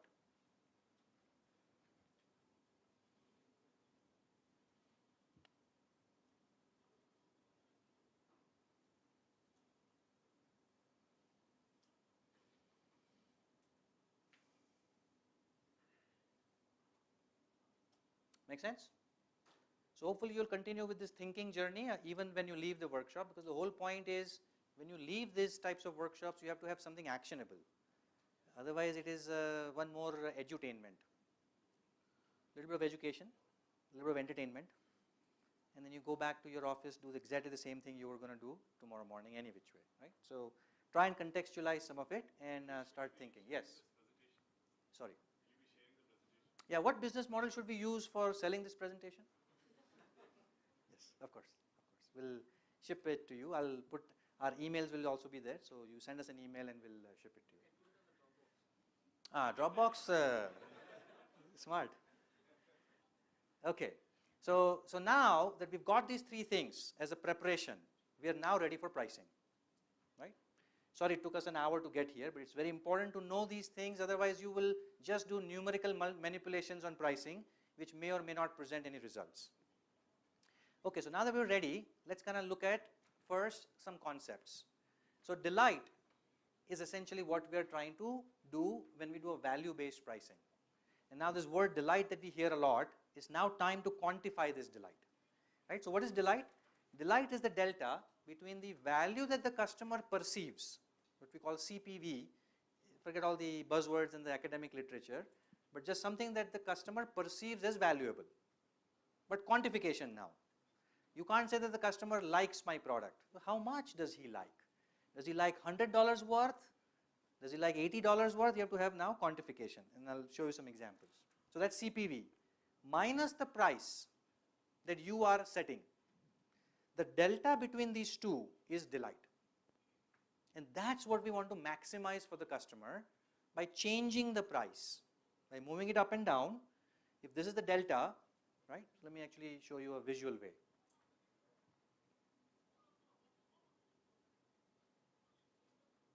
Right? That's delight. This delta is delight. If you look at it from a structural way of understanding pricing, this is the perceived value. Perceived value means the customer believes that your product is helping me reduce this type of pain by that much, and hence I value what you have produced at X, whatever that X dollars is. And now this is the TCO, the total cost of ownership, which is your price that you're setting for your product, plus whatever money he has to spend on top of your product. Everybody understands TCO, total cost of ownership? So when I buy a car, the price of the car is 5 lakhs. But my total cost of ownership as a customer is higher than 5 lakhs. Agreed? Insurance, maintenance, a place to store it, a parking lot spot that I have to buy, petrol, right? Insurance, all kinds of things. So the delta between my TCO and the customer perceived value is delight. And our job as a pricing manager, as a product leader, as an entrepreneur, as a business decision maker, is to do what? Maximize that delight. That's why pricing has to be done in the context of this. Now what are the two ways to maximize delight here?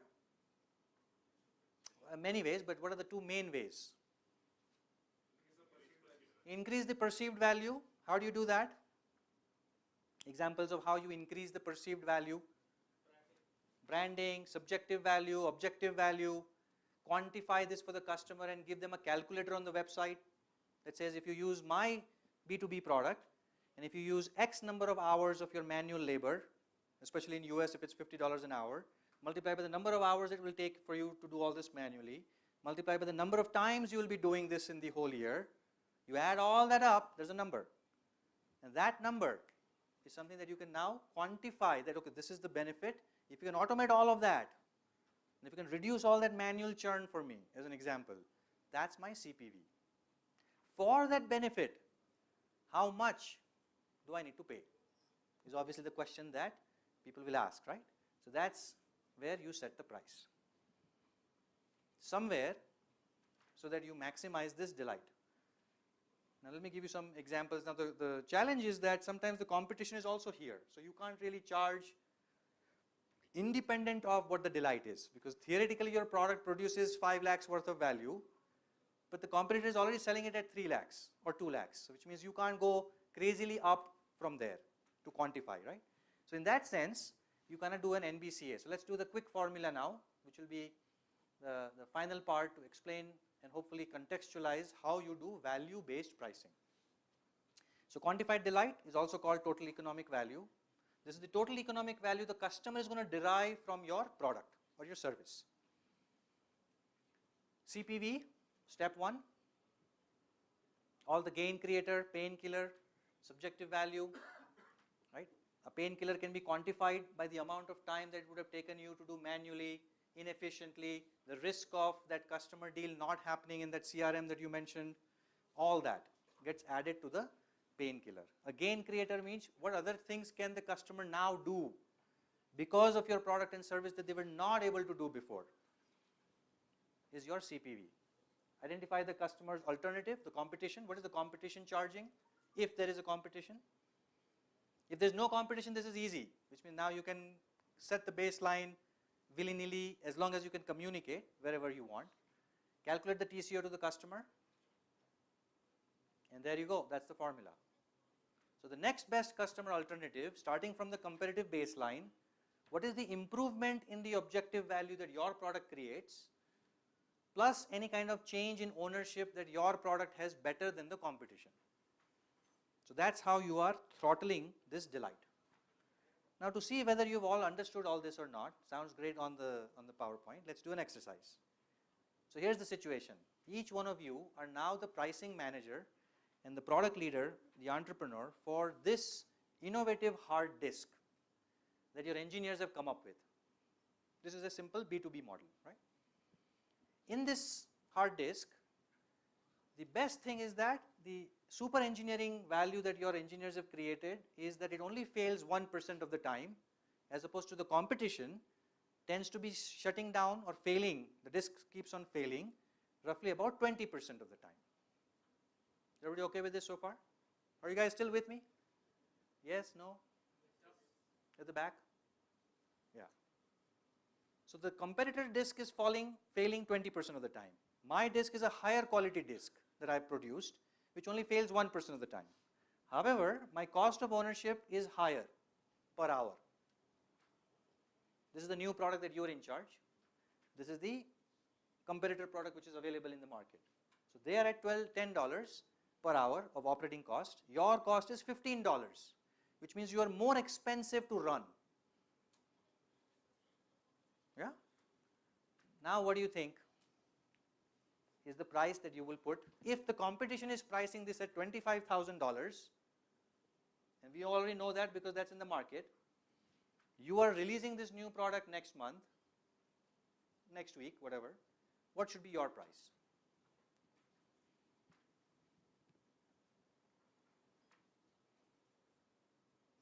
Feel free to use this wonderful app called the calculator.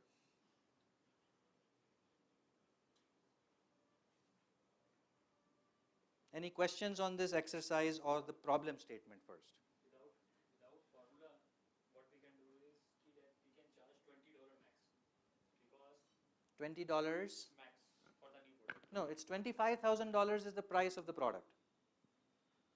Acha, operating cost per hour. So that's the max you can charge. So the max you can charge double the value, $50,000. So you're saying $50,000? Yes. Okay. $75,000.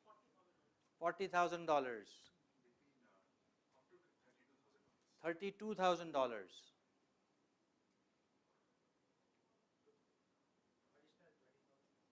Additional 20, so 45. You're saying additional 20 on top of 25, right? No, the total price. So the competition is selling it at 25,000. So what should be your price? $25,000. So $45,000. Okay.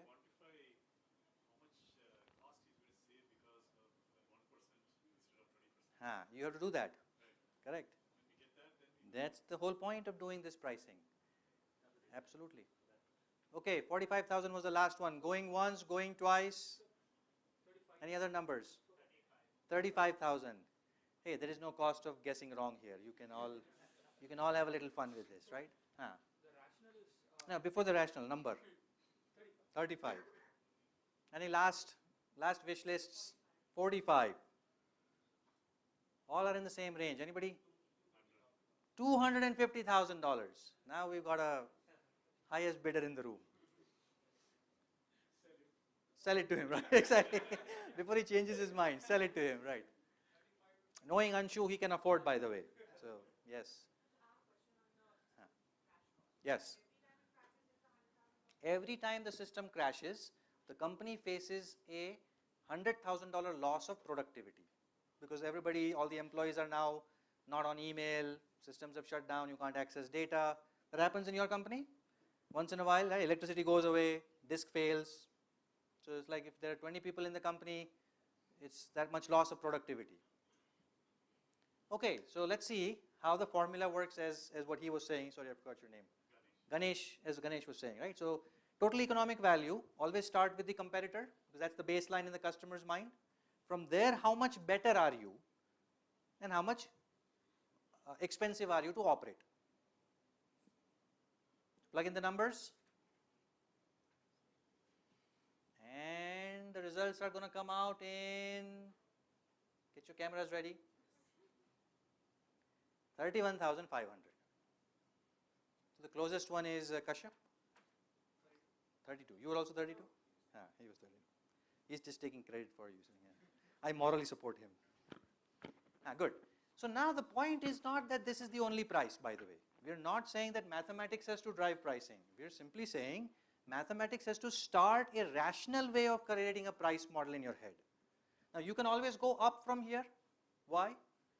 How would you now say instead of 31,500, which is a conventional logical way to explain the customer that this is at least 31,500 value because my failure rate is low, because my product has feature X, whatever in your world, whatever your gain creators and painkillers are, you've added all this up.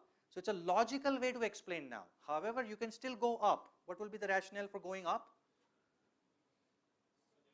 Subjective value. You will say, hey, you know what, every time your system crashes, think about the headache that you're going to have. Forget about the 100K of hard loss of fame that you're going to have. If you're a bank and your customers cannot do transactions for 2 hours, how many customers will you lose? What do sales guys do? Since we have one in the room. Oversell? No, not necessarily. I mean, since he's a good guy, I can't say too much. What else? What is the value of a sales guy in a conversation? Typically, why do we hire enterprise sales guys, especially B2B? Prospecting. But that now you can do with digital marketing also. You could argue that you can do better digital marketing prospecting. The value of a sales guy is the most important value of a sales guy. Correct. To figure out and communicate that this is what the technology, this is the technical way of understanding, but let me tell you why this product is $80,000 worth. Increase the perceived value. Brilliant. The CPV, customer perceived value, and that's where you play golf, eat sushi or whatever you eat here. You do all these expensive things, you buy gifts, you do all this to improve the softness factor. Above and beyond the logical factor, you try to justify the price at a much higher level. Right? That's where you need it. But what if you don't have sales guys? What will you price now? Assuming that you are a startup and you can't afford smart people like him, which is true, right? You're not too confident. So the first 200 customers I'm selling you at 26,000. There's a brand perception. There's a brilliant, right? So now we'll talk after this why just math is not alone enough. Math is necessary, by the way. Most of you are not even doing any math, right? You're just flipping the coin and thinking, chalo acha lag raha hai. So you have to first do the math, but after the math, like what he's saying, add the other layers of filtering, which I'm going to show you some best practices. Make sense? How the mathematics of pricing works? I know sometimes after lunch this is hard to digest all the math and everything, but I think it's a straightforward example. I think. What do you guys think? Okay, good. So now, what if I want to get better with just market share? I don't want to price high. I want everybody to have my disc, especially because of his situation where the competition is saying it's a high brand. It's a Cisco that you're selling against, and you don't have a brand, right? So I want market share. So now, go back to this model and figure out what is your driver and price accordingly. Your total economic value, TEV, has to be established first. From that point on, you can go lower or higher based on the management goal that you have for the duration that you have this goal for. Next 2 quarters, I want market share. I want everybody to be replaced by Cisco with my device. If that's your goal, go ahead with that pricing strategy, right? So that it also kind of depends on that. Okay, so we'll take a pause. Any questions so far? On value-based pricing. How do you do value-based pricing no matter what product or service you have built? Is everybody clear on this? Any questions?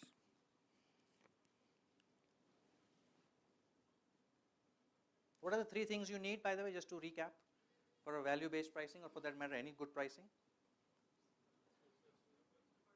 persona, the pains and the gains with the persona. What is the second one? Right? The painkiller and gain creator, quantified. In some kind of quantification, how are you bringing that benefit to that customer? That has to be there, the promise basically of your product. Right? So persona, problems, promise, which is what is it that you're promising to deliver, build, and third, competition is necessary, that's part of the second. The management goals, remember that's the most ignored and often forgotten thing here. What is that you're trying to achieve? You want to get maximize profitability, you want to create a subscription model, you want to create a long-term asset sale, you want to create an in-app purchase. What is that model? You have to have all these three done before you sit down for pricing. And once you sit down for pricing, it's usually 2 hours, anywhere from 2 hours to 2 days to figure out a logical model, and then of course test it with the market again. Hey, this is what I'm thinking, this is how the price, this is why. See what the first 50 customers, first 5 customers react to it, right? What are the reservations coming back and all of that. Okay, the next question that people ask a lot is, what if I want to move away from this perpetual to a subscription? Now that's a big shift. This is a big shift, not just the rewiring the company, but also a big shift in the way you price, isn't it? So here's the question that people will ask. Cloud is cool. I want to do subscription because it seems like a cool thing to do. Everybody else is doing it. Everybody at the Cloud Summit at NPC is talking about it, clearly, right? But what's the right price? How do you answer this question? So before that, a little bit of a framework understanding. So everybody understands NPV, net present value. How many of you have an MBA, by the way, in the room, or a business degree? So you guys all understand this, right? Or you might have forgotten, it was a long time ago for some of you. But for those who have not understood this NPV before, NPV simply means that the value of money 3 months from now, 6 months from now, 12 months from now is not the same as the value of money in your hand today. Common sense? Straightforward? If I give you 1,000 rupees today versus if I give you 1,000 rupees a year from now, they both have different value to you in today's context. So NPV is what we call net present value. You do a quick Google search on this, there are hundreds of good articles that you can read. In 2-minute animation videos you can see. It will be very clear to you if you do this, right? So if you're not clear, don't worry. This is not a rocket science stuff. But just remember that there is a concept called NPV, net present value. Now what you need to do, because you are deferring this upfront money, which you are getting today, isn't it? All this subscription is all going to be paid every month later. But today you're getting paid all this handsome money upfront. So now the question is, if I have to distribute that upfront money over a period of 3 years, 5 years, 8 years, on a monthly basis, what is that future money going to be worth to me in today's dollars? Everybody here with me so far? That is NPV, right? So without getting into the formula. The formula looks a little scary, so I'm not going into the formula, which is this at the bottom. But the good news is that we have Excel, so we don't have to worry about formula. You just put NPV, put all the parameters, there's a help file, just press F1, you'll get all this good stuff, right? But just remember there's an NPV. Now let me ask you this question. If I give you $300 every month, guaranteed, so don't doubt whether I'll give you that or not. Assume that there is guaranteed, $300 every month for the next 12 months. Or if I give you $3,400 today, which one will you take? Is everybody okay with the question? Before I get to the answers, everybody okay with this question? I give you $300 every month. Don't get too excited, I'm not giving out any money. But hypothetically, if I give you $300 every month for the next 12 months, or I give you $3,400 today, upfront, now, which one would you take? Okay, how many of you take upfront? And how many of you will, I'll get to the answers, yeah, I just want to first understand where people are. And how many of you will take it, not take it? Only few. And a lot of other are maybe you don't even want the money? Now, later, ever? That's like bad news. You have to pick one or the other. So it turns out that that answer to that question lies in the solving the NPV formula in Excel, and you should next time in your life never answer this question. until you go to Excel, put NPV in the cell, put these parameters that I've given you, see what Excel calculates you as the net present value of the $300, which by the way comes out at $3,412 at a 10% discount. 10% discount means if I take that money today, this 3,400 today, and put it into a fixed deposit or a bank or invest in one of the services company who's very stable, right? I will anyway get 10% on that money, which means this has to be better than that, isn't it? This so-called conversion has to be better than what I'm doing today. Otherwise, what's the point? So that's why you use NPV. Everybody understands the value of NPV and why? And also there are other factors, by the way, outside of NPV, which is the mathematics. As Gurupreet says, I need the money now. Payroll is not going to happen otherwise. So I might take the money up front. Different reason. But assuming that you are not in a dying need of taking that money, you have to calculate the value of money in today's world. And that is the crux of going from a perpetual license to a subscription license. Everything else assuming being equal. Even for subscription model, we pay 10 to 20% discount on getting money and advance. Bingo. So that assures you that the customer will be reliable. Correct, correct. But that could be a double-edged sword. You take the money up front and the customer decides to cancel. Depends on your policy, you will have to refund the unused portion of that subscription, right?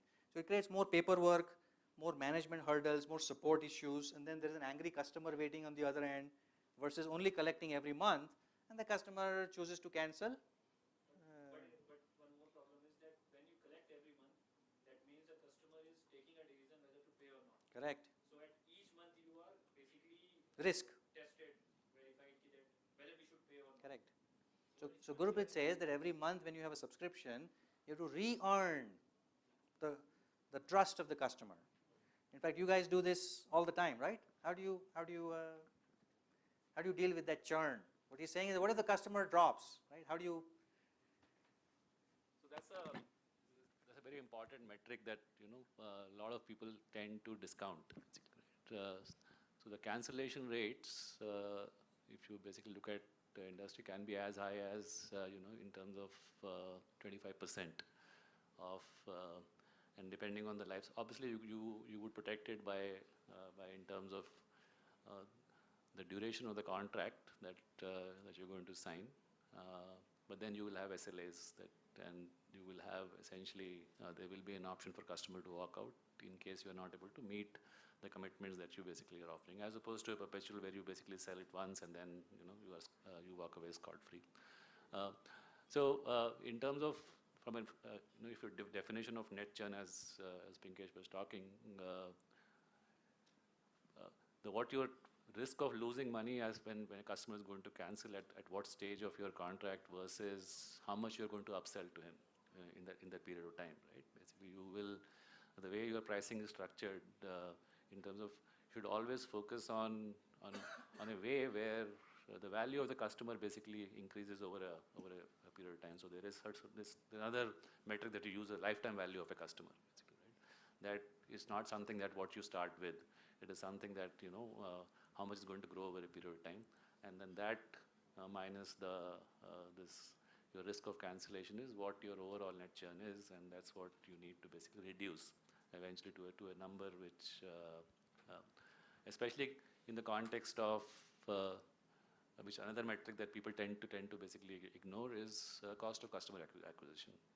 What is the cost of acquiring a customer, which can be significantly high. In certain cases, it could be as high as 12 to 18 months of your actual subscription revenue. So if you're going to get to 18 months to get to a point where you just start essentially making even, and that's the point basically in terms of your fixed costs go away, and that's when you start making money.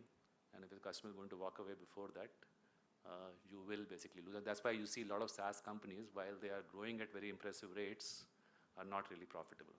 It's an inverse proportion basically. The growing at a faster clip, but the profitability is basically correspondingly dipping. That's one of the reasons it happens. You don't pay enough attention to the cost of acquiring a customer basically. So those are things that you need to be basically cognizant of in terms of how you do that. Because we are using a product which is a subscription based, it's a video.co. So what I do is that we have a earlier we had a system that it gets automatically deducted. So we stopped that. So what happened is that earlier we paid 6 months regularly, but now what we are using is we use it for 1 month, create videos, we put a gap of 2 months and then resubscribe it. So in other words, that subscription for 12 months get converted to 6 months for that company. Correct. So it means that we are re-evaluating each month that whether we should use this or we can skip for this month, do something else and then reuse it after 2 months. Correct. You've turned their subscription model into a pay-per-use model. Actually, as a customer. And that's why they are giving 50% discount on. Doing Jugaad innovation, you stop, start. This month you want to use, you sign up again. You don't want to use, you stop again, right? So that's so now, customer perspective. So if I am the product manager of this product, this video.co, all of you are, let's say, the product managers, the product leaders for this product, where you found a Jugaad customer who's doing this start and stop. What should you do? Because it's a real situation, by the way, and, there's nothing wrong with this. Many customers do this all the time. Discount the annual subscription, so you can stop the on and off, just keep him on, okay? Assuming that you can't lose money, let's say you can't lose the profitability on it. Leave it as it is, don't do anything, let Gurupreet enjoy. You can have a sign-up fee, but the first time you leave it out. Very interesting. Lots of companies who have figured this out, that lots of customers who are doing this start and stop have now introduced a one-time setup fee. Which means you may not even implement anything, but it's like the sign-up fee. Which means if he's doing this business every 2-3 months, every time he's paying a sign-up fee, and when he'll do a quick math, Gurupreet will realize, "Arey bhaiya, this is bad news for me. I might as well stay put, even though I'm not using next month, because otherwise I have to put on again a sign-up fee." You make it harder for him to reconfigure his system instead of saving all of his data. Yeah, so that's another very important point in terms of how do you make it sticky for him. How do you make it that much harder for him to basically keep going in and out? Like take AWS as an example, classic example of that. They do have stop and use. Yeah, so obviously it's completely on demand, but they do have long-term use policy basically where you can sign up for 1 year, 2 years, 3 years, and you get a corresponding discount. But the biggest challenge in terms of basically on demand is that once you bring the instance down, you lose basically everything. There's nothing persistent basically about it, right? So and that's what in terms of would eventually drive you. The cost of actually going back and reconfiguring essentially, you would take backups, you do everything basically and bring it back in a production kind of environment. It becomes harder to basically keep doing those things. But I think as a product owner, we should give that flexibility, because had they might not given me the flexibility to re-sign up without any you might not even started to sign up. Because there are other competitors also. So Creately is another which is almost same, but the interface of video is it's not much better, but it is as compared that is better. So I will choose that. Okay. So Amazon has basically allowed. Yeah. It's also a honey trap in a way, right? It's easier, so much easier for you to basically go in and out and come back. So it becomes you end up actually it's discretionary spend a lot of time because it's so easy for you. On the other side, you end up spending so much more on it that you don't even realize. Thank you. Yeah, very good. Any other questions on scenarios which are happening with each one of your products? The other way for doing that is, let's say you sign up once and then you do it for 6 months. You can only pause for 2 lines. Restrict the number of pauses. Many companies do that. The moment customer gets challenged, he skips the product. That's the truth of a cloud-based software provider. The moment suppose we are also a cloud-based ERP provider. If we stop on each month, suppose they are not paying me for 30 days. If I stop it, they simply pick up the phone and say whatever they want. So you can't actually make it hard, right? What I'll do is, in interest of time, I will actually ship this over to all of you as well. It's going to be hard to read here also, looks like. But this is a template that a lot of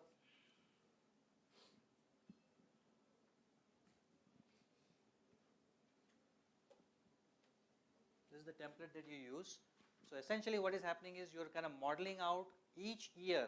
If your subscription model, forget subscription, if your perpetual model is $1,000 and 20% maintenance year 2, year 3, year 4, that's the traditional model, right?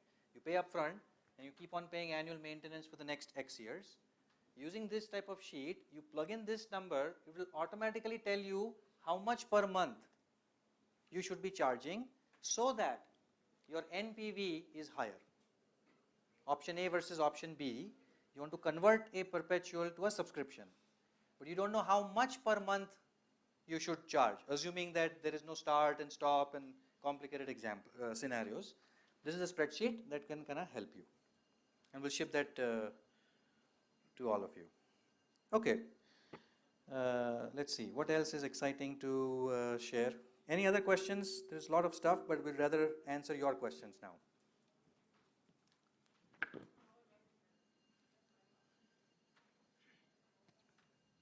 Yes.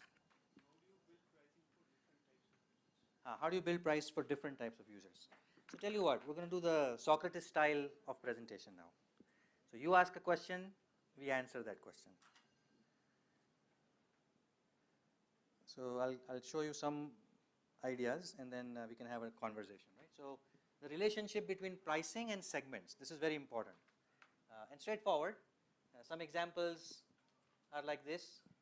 The old watch is higher priced than the new one. Is everybody okay with this? There are watches where if it is an older edition watch, there are cars, right? So this is very interesting. Now you have to go back to the segment of what pain and gain you are trying to create or relieve in that segment, right? So every segment you'll have to understand this and create your pricing accordingly. All three are bottles of water. Ultimately they solve a fundamental problem of thirst. Can anybody guess why anybody would buy this? What is the value proposition of this product? Still same, assuming same water, sewage treatment plant from Gurgaon, right? So same stuff. What is the value here? What is the one word that comes to mind? Why? I didn't say anything on the price. What is the value? Forget the pricing. What is the value to the customer? One-time use.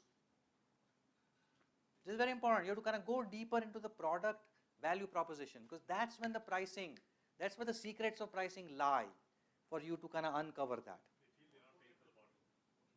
Yeah, sorry, say that again. They feel like they're not paying for the bottle. Very good. Target segment. So what is the target segment you think?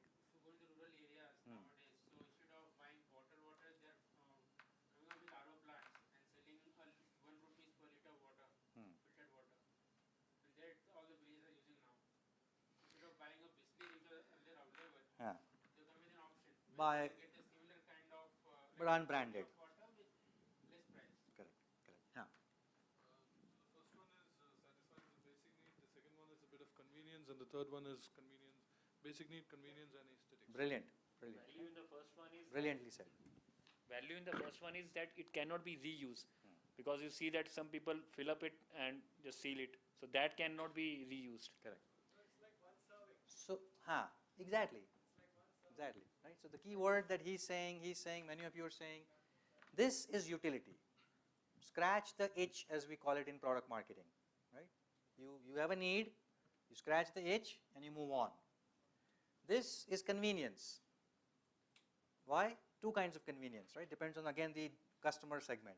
One is I can start and stop, using Gurupreet's example, n number of times.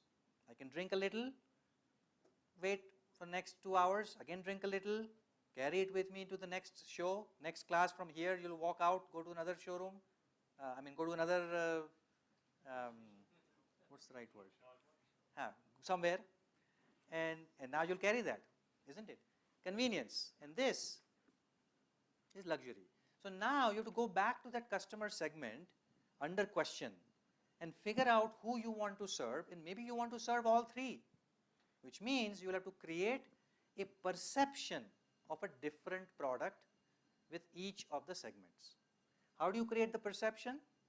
Pricing, packaging, labeling, naming, right? Branding, many ways. Same stuff, by the way.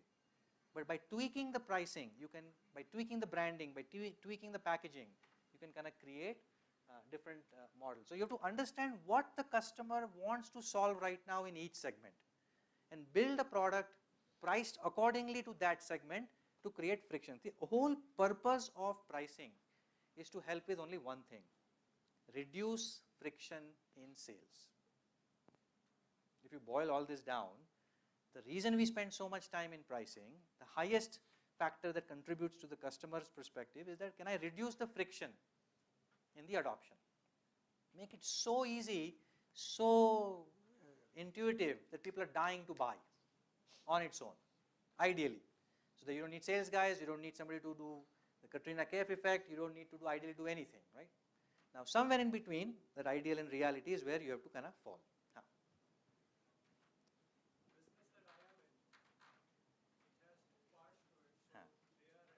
Can you rush the mic to him?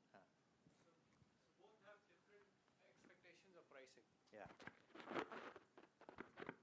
So one side we have the customer who wants the least of the price. The other side is the vendor who is providing that service. So he wants the highest of the price. Correct. So how do you kind of settle that? Create two products. One that you sell, second that only the vendor can sell. No, it's so we are a defined marketplace. So we use that vendor to provide that service. So there's no differentiation is what you're saying. Yeah. I mean, can the vendor add some of his own secret sauce that is not available otherwise, is what you have to think. Because if it's not, if it's a transparent market where the same bottle or the same, It's pretty commoditized. If it's commoditized, then you have to think slightly different in terms of perhaps add a couple more features to the top of the first product and create a completely separate product. Add more services and support to it. Okay. Which the first one is going to be 2 days of business support, whereas the first product will give 3 minutes SLA. Same stuff, but the service around it is now different. Okay, create differentiated services and then price them separately. Correct. Absolutely, like Flipkart does, right? The whole Prime membership of Amazon. What is going on here? It's unbelievable how much people are signing up after realizing that after 1 or 2 free deliveries, this makes no sense to not become a Prime. If you're an Amazon shopper, I mean, I've been an Amazon Prime member in the US for like day 1 when it came out, because it's no brainer. And by the way, I get free videos later, thanks to Jeff Bezos style. And by the way, I get free other things as a Prime.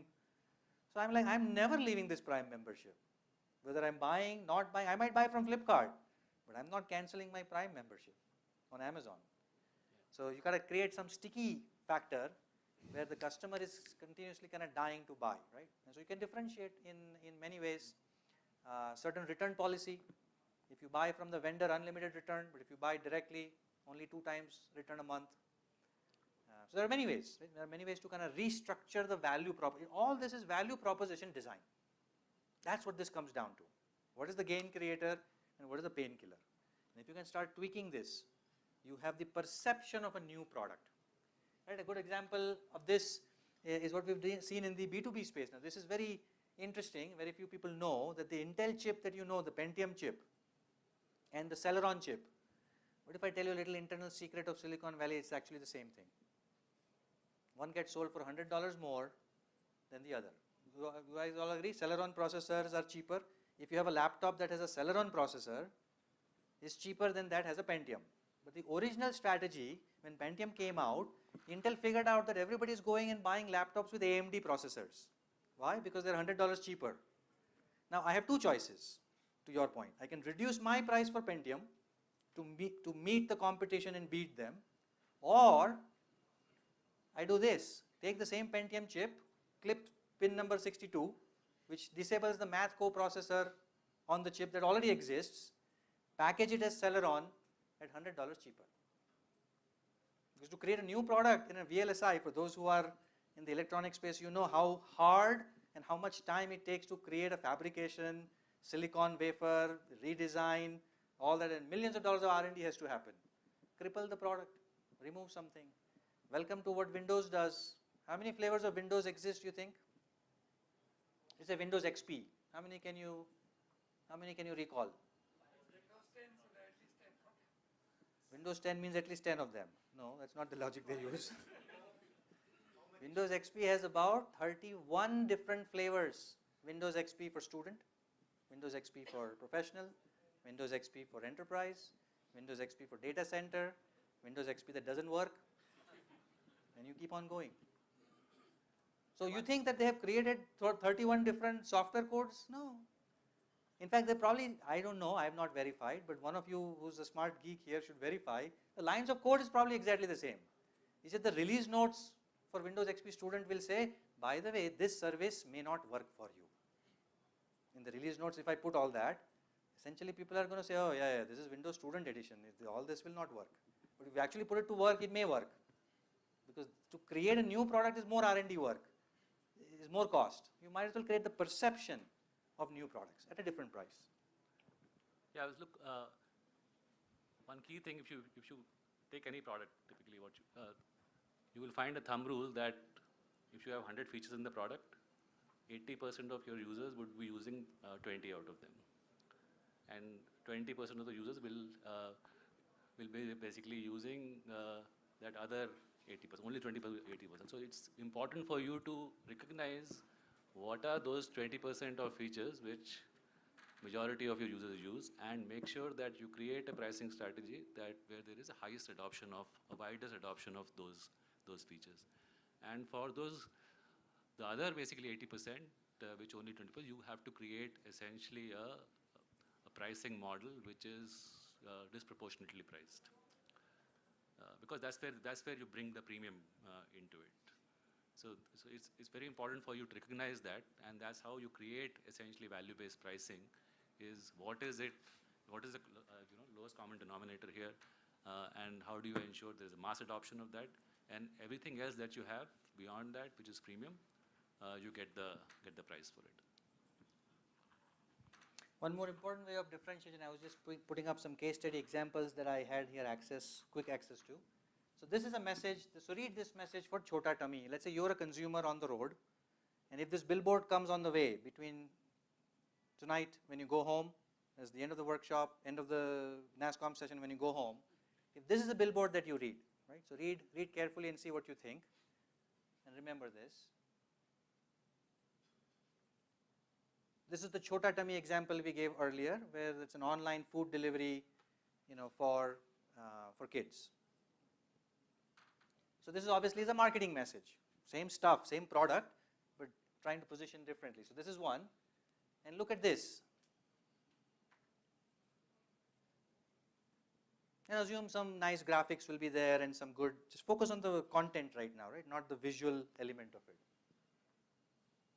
Which one do you think? Oh, sorry, me or you? I'll move. There was the necessary thing to wake you up, by the way, in case some of you. Which of these two is what you will buy? Assuming it's the same stuff, you don't know this, it's the same stuff, but which one of the two will appeal to you for a higher price? Many of you will say first one. Why? Because it's not even talking about the product. This is talking about the perception of value that is going to generate for you. It's talking about painkiller. In fact, more than painkiller, it's talking about gain creator. Think about it. Mom's yoga has nothing to do with Chota Tummy and the food and the cooking in the morning. But if I had that 30 minutes of time to myself, as a mom of two, those who have kids here, and all the moms who have kids are already smiling. So much stuff I could do in the morning. I never finish my prayers because there's no time. I never do the yoga that I always wanted to do. I could do all kinds of other things that I never get to do.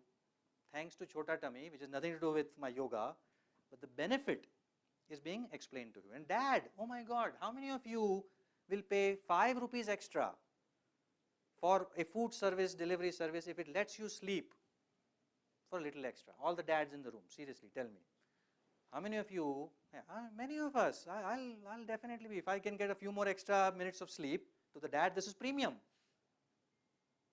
And if somehow Chota Tummy is enabling that to do, then I am sold already. I don't even care about the ragi dosa that you sell there. What is the?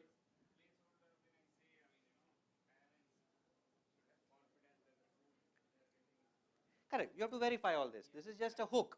This is just to get you to the website and now verify what you want to verify. The billboard cannot be a brochure, right? You can't say everything about your product in a few lines. Hard. It doesn't sell, so it doesn't work for you.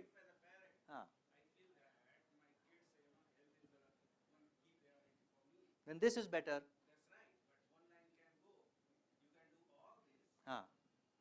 And have organic. You're saying add one more line to it. Fair enough. So see what just happened here? A set of users are saying all this is fluff, bhaiya. Thanks for all this fluff. Give me the real stuff. Possible. There are some users who are going to say that, and there are some users who will say, oh, I'm already enjoying, I'm on cloud 9 already. Okay, it's details that you have ragi dosa versus healthy dosa versus low sugar content. Now you have to figure this out for your customer segment, which segment is gravitating towards which value proposition, and hence market it accordingly. So I was just trying to add to one more thing, that the way you create a perception of a product doesn't have to go back to code, doesn't have to go back to product, doesn't have to go back to technology. You can create new products by simply changing one of those parameters across the productizing process. Pricing, packaging, messaging, branding, all these, one small tweak is a different product. It feels like a different product. Okay, any other questions as we wrap this up? Yes?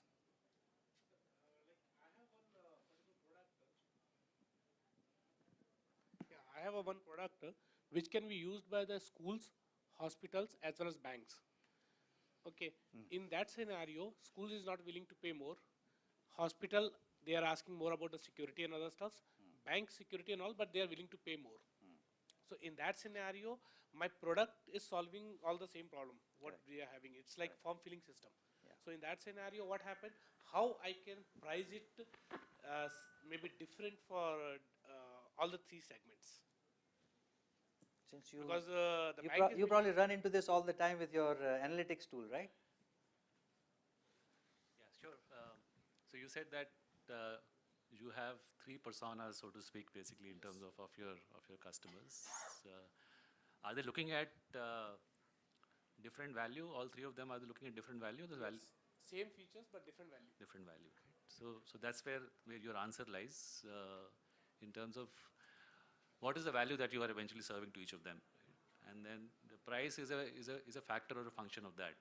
In terms of so if you are able to deliver, basically, I'm just thinking in terms of quantifying it, $100 of value to a school and $1,000 of value to a bank, you would, and there is certain, you can for the time you can keep the cost side of it basically aside, and your essentially aim is that to deliver an ROI of, let's say, 10x, you would price it at $10 for the school, and you will price it at $100 for the bank. And that's when after that you basically bring in your other constraints. You bring in your constraints, which are basically in terms of what are the costs that are in terms of to serve the school and to serve the bank. Obviously, the bank's needs are more stringent, more security, everything else, experience, and so on and so forth. That you need to take care of. So higher costs, and you bring those factors in, and then eventually you will get to a point. You'll probably price it for $30 for the school, and maybe $80 for the bank. Once you basically bring in normalized things and everything, but that's how you need to basically get to how you're going to price it. Arrive at the value first. What your customer is going to gain. What is the return that basically customer is going to expect? As Pinkesh is saying, that those are your management goals, right? In terms of once you define that, put in your constraints, and that will basically give you the price. If your constraints are make it unviable, then you have a problem in terms of the kind of business offering or solution that you have. Then you need to work on either changing those constraints. Otherwise, basically, you are staring at a problem in your business. Also, you can pick one at a time. In the next release of your product, you can answer the other segment. I am adopting the same one. I am focusing only on one. But the concern is that the person is having the school and he is asking the same, because I have just told him this is the. So just told him, okay, for schools and all this thing, this is the price and all this thing is there. So then he's saying, okay, I'm doing the same stuff there also, same stuff here also. Why so much of difference? So that's the mistake that perhaps you're making. Yeah. You don't have to tell him that I'm doing all this for somebody else, and somehow you have to make him feel that this is purpose created for education space by using some education related features which only you get. But even if that is failing, my question is even a little bit more simpler. Why are you even talking to the education guys right now and wasting your time? The bank person who is having, he is having his school also. So that's no. So Unfortunately, sometimes choosing what not to do yeah. is as important in a product journey as it is of what to do. So I would say you should stop talking to this other guy because he is going to brainwash you into doing something which is unorganic, very very unhealthy for your roadmap. You'll try to delight too many people and not end up delighting anybody. So I would say pick a segment and conquer that first. Yeah, unless you have a defined strategy for schools, just one opportunistic kind of, that's not something that you should be going after. You have a defined strategy, then you will differentiate your offering for, if you're going to have a differential pricing, then you will also differentiate your offering also accordingly between the two.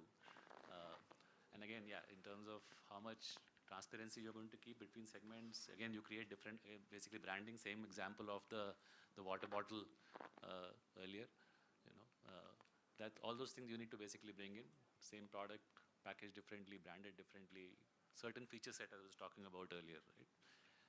What are those common set of features that a school wants versus a bank wants, and package them in accordingly, and then that's when you will basically be able to have differential pricing. Otherwise, you will struggle. Okay, so we'll take one or two last questions. I think we're running out of time. Feel free to connect with both of us. His email is also here, and so is mine. So happy to connect with all of you on LinkedIn, and share the questions that we probably couldn't answer here. I'm sure you're going to be here for a little bit extra. Yeah. So happy to take this offline as well. One query, we are into education space, so it's a market. As we know, there are people and parents with different level of earnings. So in the pricing discussion, I mean, one thing should we consider is the affordability. Absolutely. Right. So in education, there might be parents earning very less and very high to speak of. So in that segment, how do we quantify that factor as well? Affordability, in this space. So the first step to do is to figure out the total economic value. Let's say the hard disk example we took, and I take that 31,500 to Gurupreet, and Gurupreet says, I agree that your value of this hard disk is indeed high, and it is not going to fail all this time. It's going to be better than the competitor, but my budget is only 25,000 or 20,000, let's say. So I agree, there is a ability to pay and willingness to pay. Both have to match for the deal to happen. So your job is to figure out only after those customers who not only have the money, but also have the interest in buying this high-powered hard disk, right? So this is what we call the customer adoption lifecycle management. And since we're out of time, I'll not show you that slide, but I'll give you a simple example. So how many of you watched the movie First Day, First Show? Or First Day, First Week? When the movie comes out, how many of you watch it like the first week, first day, first month, but as soon as possible? Right? Many of you. Now if you ask the other group who's not seeing this, I'm in the other group, by the way. So I am not like a first day, first show. My wife is exactly in this, first day, first show. Anybody from Mumbai? So Mumbai guys have to see this, first day, first show, right? I don't know what's in the air or the DNA. Now if you ask the question to a customer like me, is Katrina Kaif looking any different a month later? Is Shah Rukh Khan delivering the dialogues any different a month later? Then I can see it when it's free. It's not about affordability. Understand, I can afford the 600 rupees of Inox movie or 300 rupees of ticket, stand in the long lines, pay a little extra money on black to get it, all that I can do. But I have no interest in this to go through this rush when the same movie will be anyway available on Netflix or Amazon Video or Tata Sky a month later, and I can pause, eat my own popcorn at my own house, wearing what I want to wear, in my pajamas, and watch this. So the adoption cycle of the customer also has to be factored in, even though it's the same segment. Let's say they are targeting this to the affluent class or the middle class. You may be in that middle class, the customer may be in the middle class, but his adoption cycle, maturity, may not be as high. Hence, you have to also factor that in when you price for different customers. Because that first day, first show doesn't matter what the cost is, they will pay. I will not. In fact, I will not pay at all. Forget about what your pricing is, because my ability to pay might be high, but my intent is not so high. So same thing. Okay, I think we'll stop right here. Great to have this audience. I know we kind of drained a lot of them before we could stop, so might as well stop now. Otherwise, we'll be the only two left now in the room. One more question? Huh. Reference books. Huh. So there is a long list of references, but I think the two that I strongly recommend is Tom Nagel, Strategy and Tactics of Pricing. And I'm just trying to see if I have that here. And second is a very easy reading called Roll the Dice. You can finish that in one night, whereas the other book is really like a Bible of pricing. Here. So these are the two that I strongly recommend. This one is a little heavy duty, but if you're serious about pricing, if pricing is your number one differentiator and you want to spend a lot more time in depth, you need to invest in this book. It's got quantitative pricing, qualitative pricing, price optimization, price elasticity, all these concepts very beautifully explained. It's a Bible for most MBA colleges. And then the second one is just a nice little, but I think the blogs are the best on pricing, because pricing in the modern world have evolved way beyond what they discussed in the early 90s, right? And in fact, it's evolving as we speak. People are coming up with all cool new ways of innovating in monetization. And so I think sometimes, there are good companies like Zuora, Z-U-O-R-A. They're like a management consulting company in US who only advises people on pricing. And they do high-end stuff. So Salesforce, all these big guys, they go to them for pricing analysis. So there are a lot of those type of blogs. Okay, well, thank you, and have a fun time pricing. Yes, so send us an email. We'll make sure it gets delivered to you. Oh, thank you.